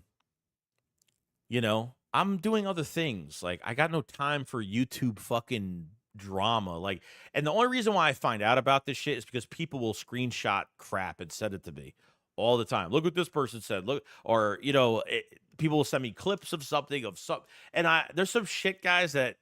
There's some shit that like you guys would be like, really? I'd be like, yeah. Like it's fucking insane. It's fucking insane.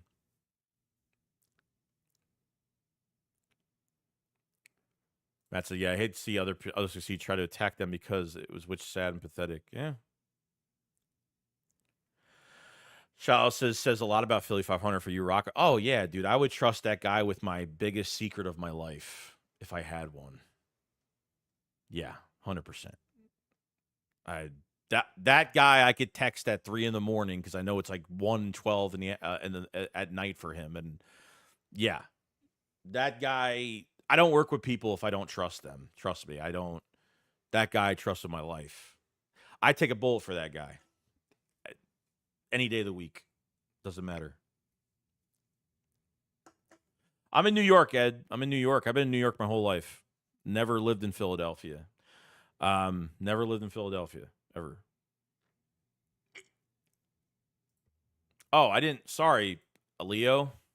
Appreciate you becoming a member to the camper tier. Thank you so much for supporting, man, and becoming a supporter of the channel. Thank you so much, man.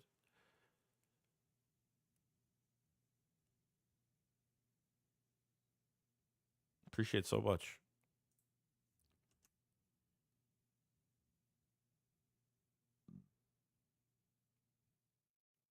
Dre said, at the end of the day, all sports pods get their news from Twitter or TV. Anyways, yeah, dude, no one's got inside scoop. It's just about who you like to hear the news from and their opinions. Everyone has something. Everyone has a different flavor. Everyone has a different flavor. That's it. You know what I mean? You have like 500 that's the biggest entertainer that speaks his mind. You have Brunson he's the biggest shit talker and backs his shit up and knows his shit, and shuts people down. You have Me, I'm just straight to the fucking point. Puts this team on his back. Throws players under the bus when they deserve it. Throws coaches under the bus when they deserve it. Down to the fucking wire. You know, everybody brings something different.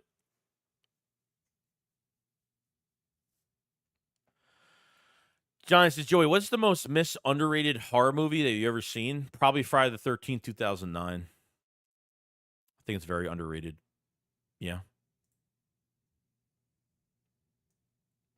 But the one thing I'll never do is try to take someone down to make myself feel better, or to treat somebody like shit because they have a lower sub fucking channel, and those guys fucking piss me off.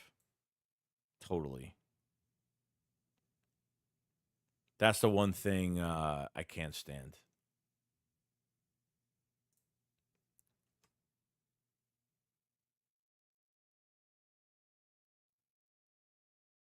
I've been live for 3 hours and 4 minutes. We streamed 3 hours and 30 minutes Tuesday. We're streaming about a little over 3 hours now.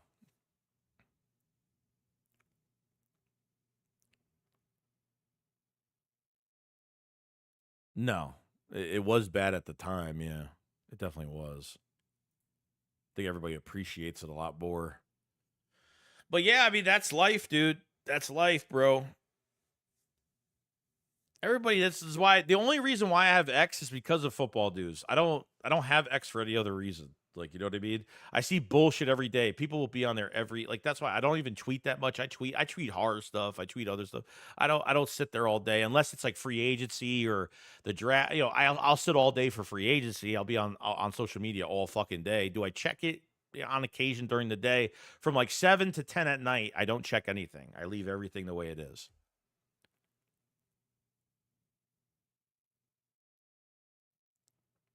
Big Ed says, I watch U5 Heartgate City, NFC Super Friends is great. Super Friends. I turn that. I put on their streams when I'm doing some late night work. I'll have it just running. Great stream from them guys.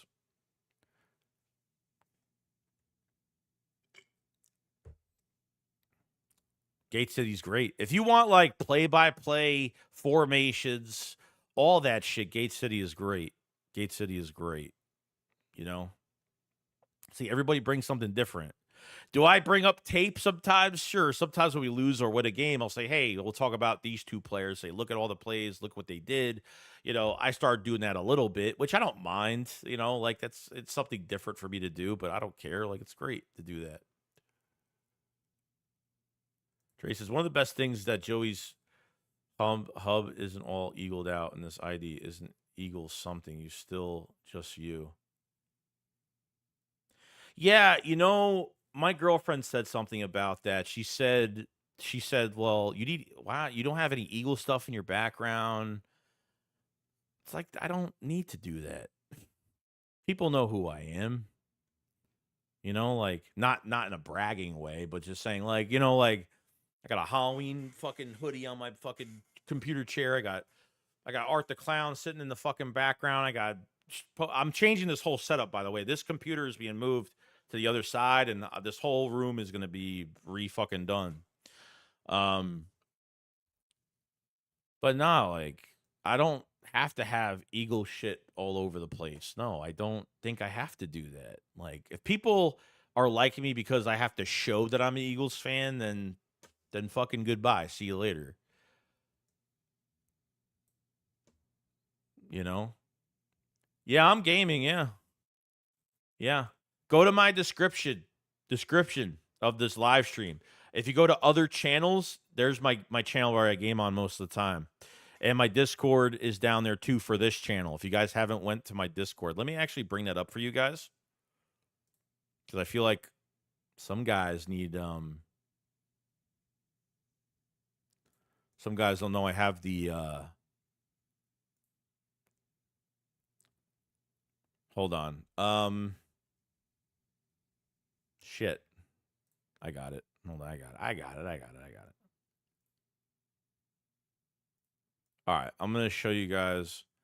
So the Discord, I do video chats with everybody. Okay. Once a week with all the supporters, subscribers, all that stuff. So that's my Discord. Join it, pick your team, accept the rules, and that's it. And then, there's a lot of people always chatting up in there. I have 2 guys that are helping me out with the Discord. They run the Discord for me, which is great, so I don't have to do anything. They're running it for me, and they've been doing a fantastic job. Hit that link for the Discord and join up. Let me know if you can get to it. It should be the right link.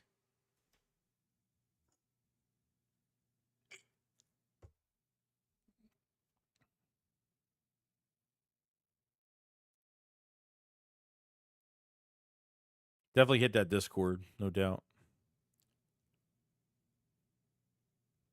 Loser, thanks for 30 minutes of opening your heart to us about the YouTube environment you have to deal with other channels. Creator, we support you, dude. We got you. I appreciate it, man. Well, that's the truth, man. It's not all sunshine and rainbows sometimes. Like, as long as you stay in your own lane, like, the main thing is you stay in your own lane, do your own thing, and don't get involved in stupid shit. That's it. Could I act like a complete asshole on here just to get more attention? Sure, but I'm never comfortable doing that. I'll never do that. Yeah, I remember I met you through I met you through Desert Eagle. Yeah. Desert Eagle is one of the first content creators I fucking met on here. I have to get him on the channel, but I remember Gail Saunders from 4th and John. Me and him talked about a week ago, a week and a half, 2 weeks ago. I wanted him to come on. He said, "Yeah, definitely. Let's try to do something." I want to get him on the channel. I've watched Gail and E-Rock and all those guys, before I even became a content creator. Marcus says, "What, bro? Why are you even talking about this team? This team is soft. The players to the owner." Well, hey, if you want the word to get out that the team is soft, it's the best thing to do is go online and talk about it and fucking get some and get attention, get the team's attention from it. You love the Eagles, but you also love other stuff as well, especially horror related. Oh yeah, dude, of course. That's one of my biggest passions.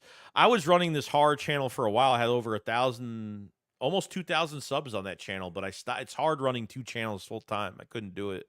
So I'm putting out news and I'm putting out like fucking videos, but it's not as much.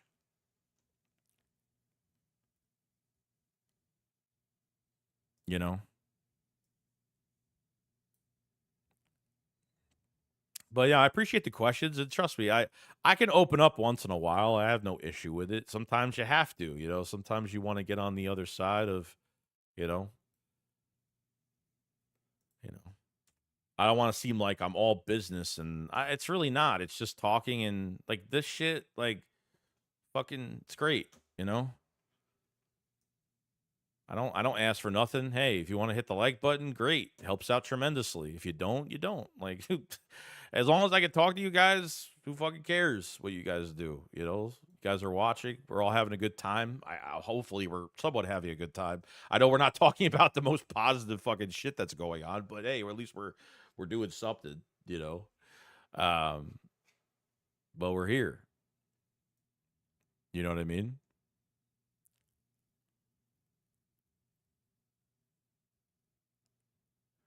Because I know it's Ram Joey, but you still have the channel for gaming. WWE. I know you had multiple channels. Yeah, I don't, the Eagles Nest Gaming channel.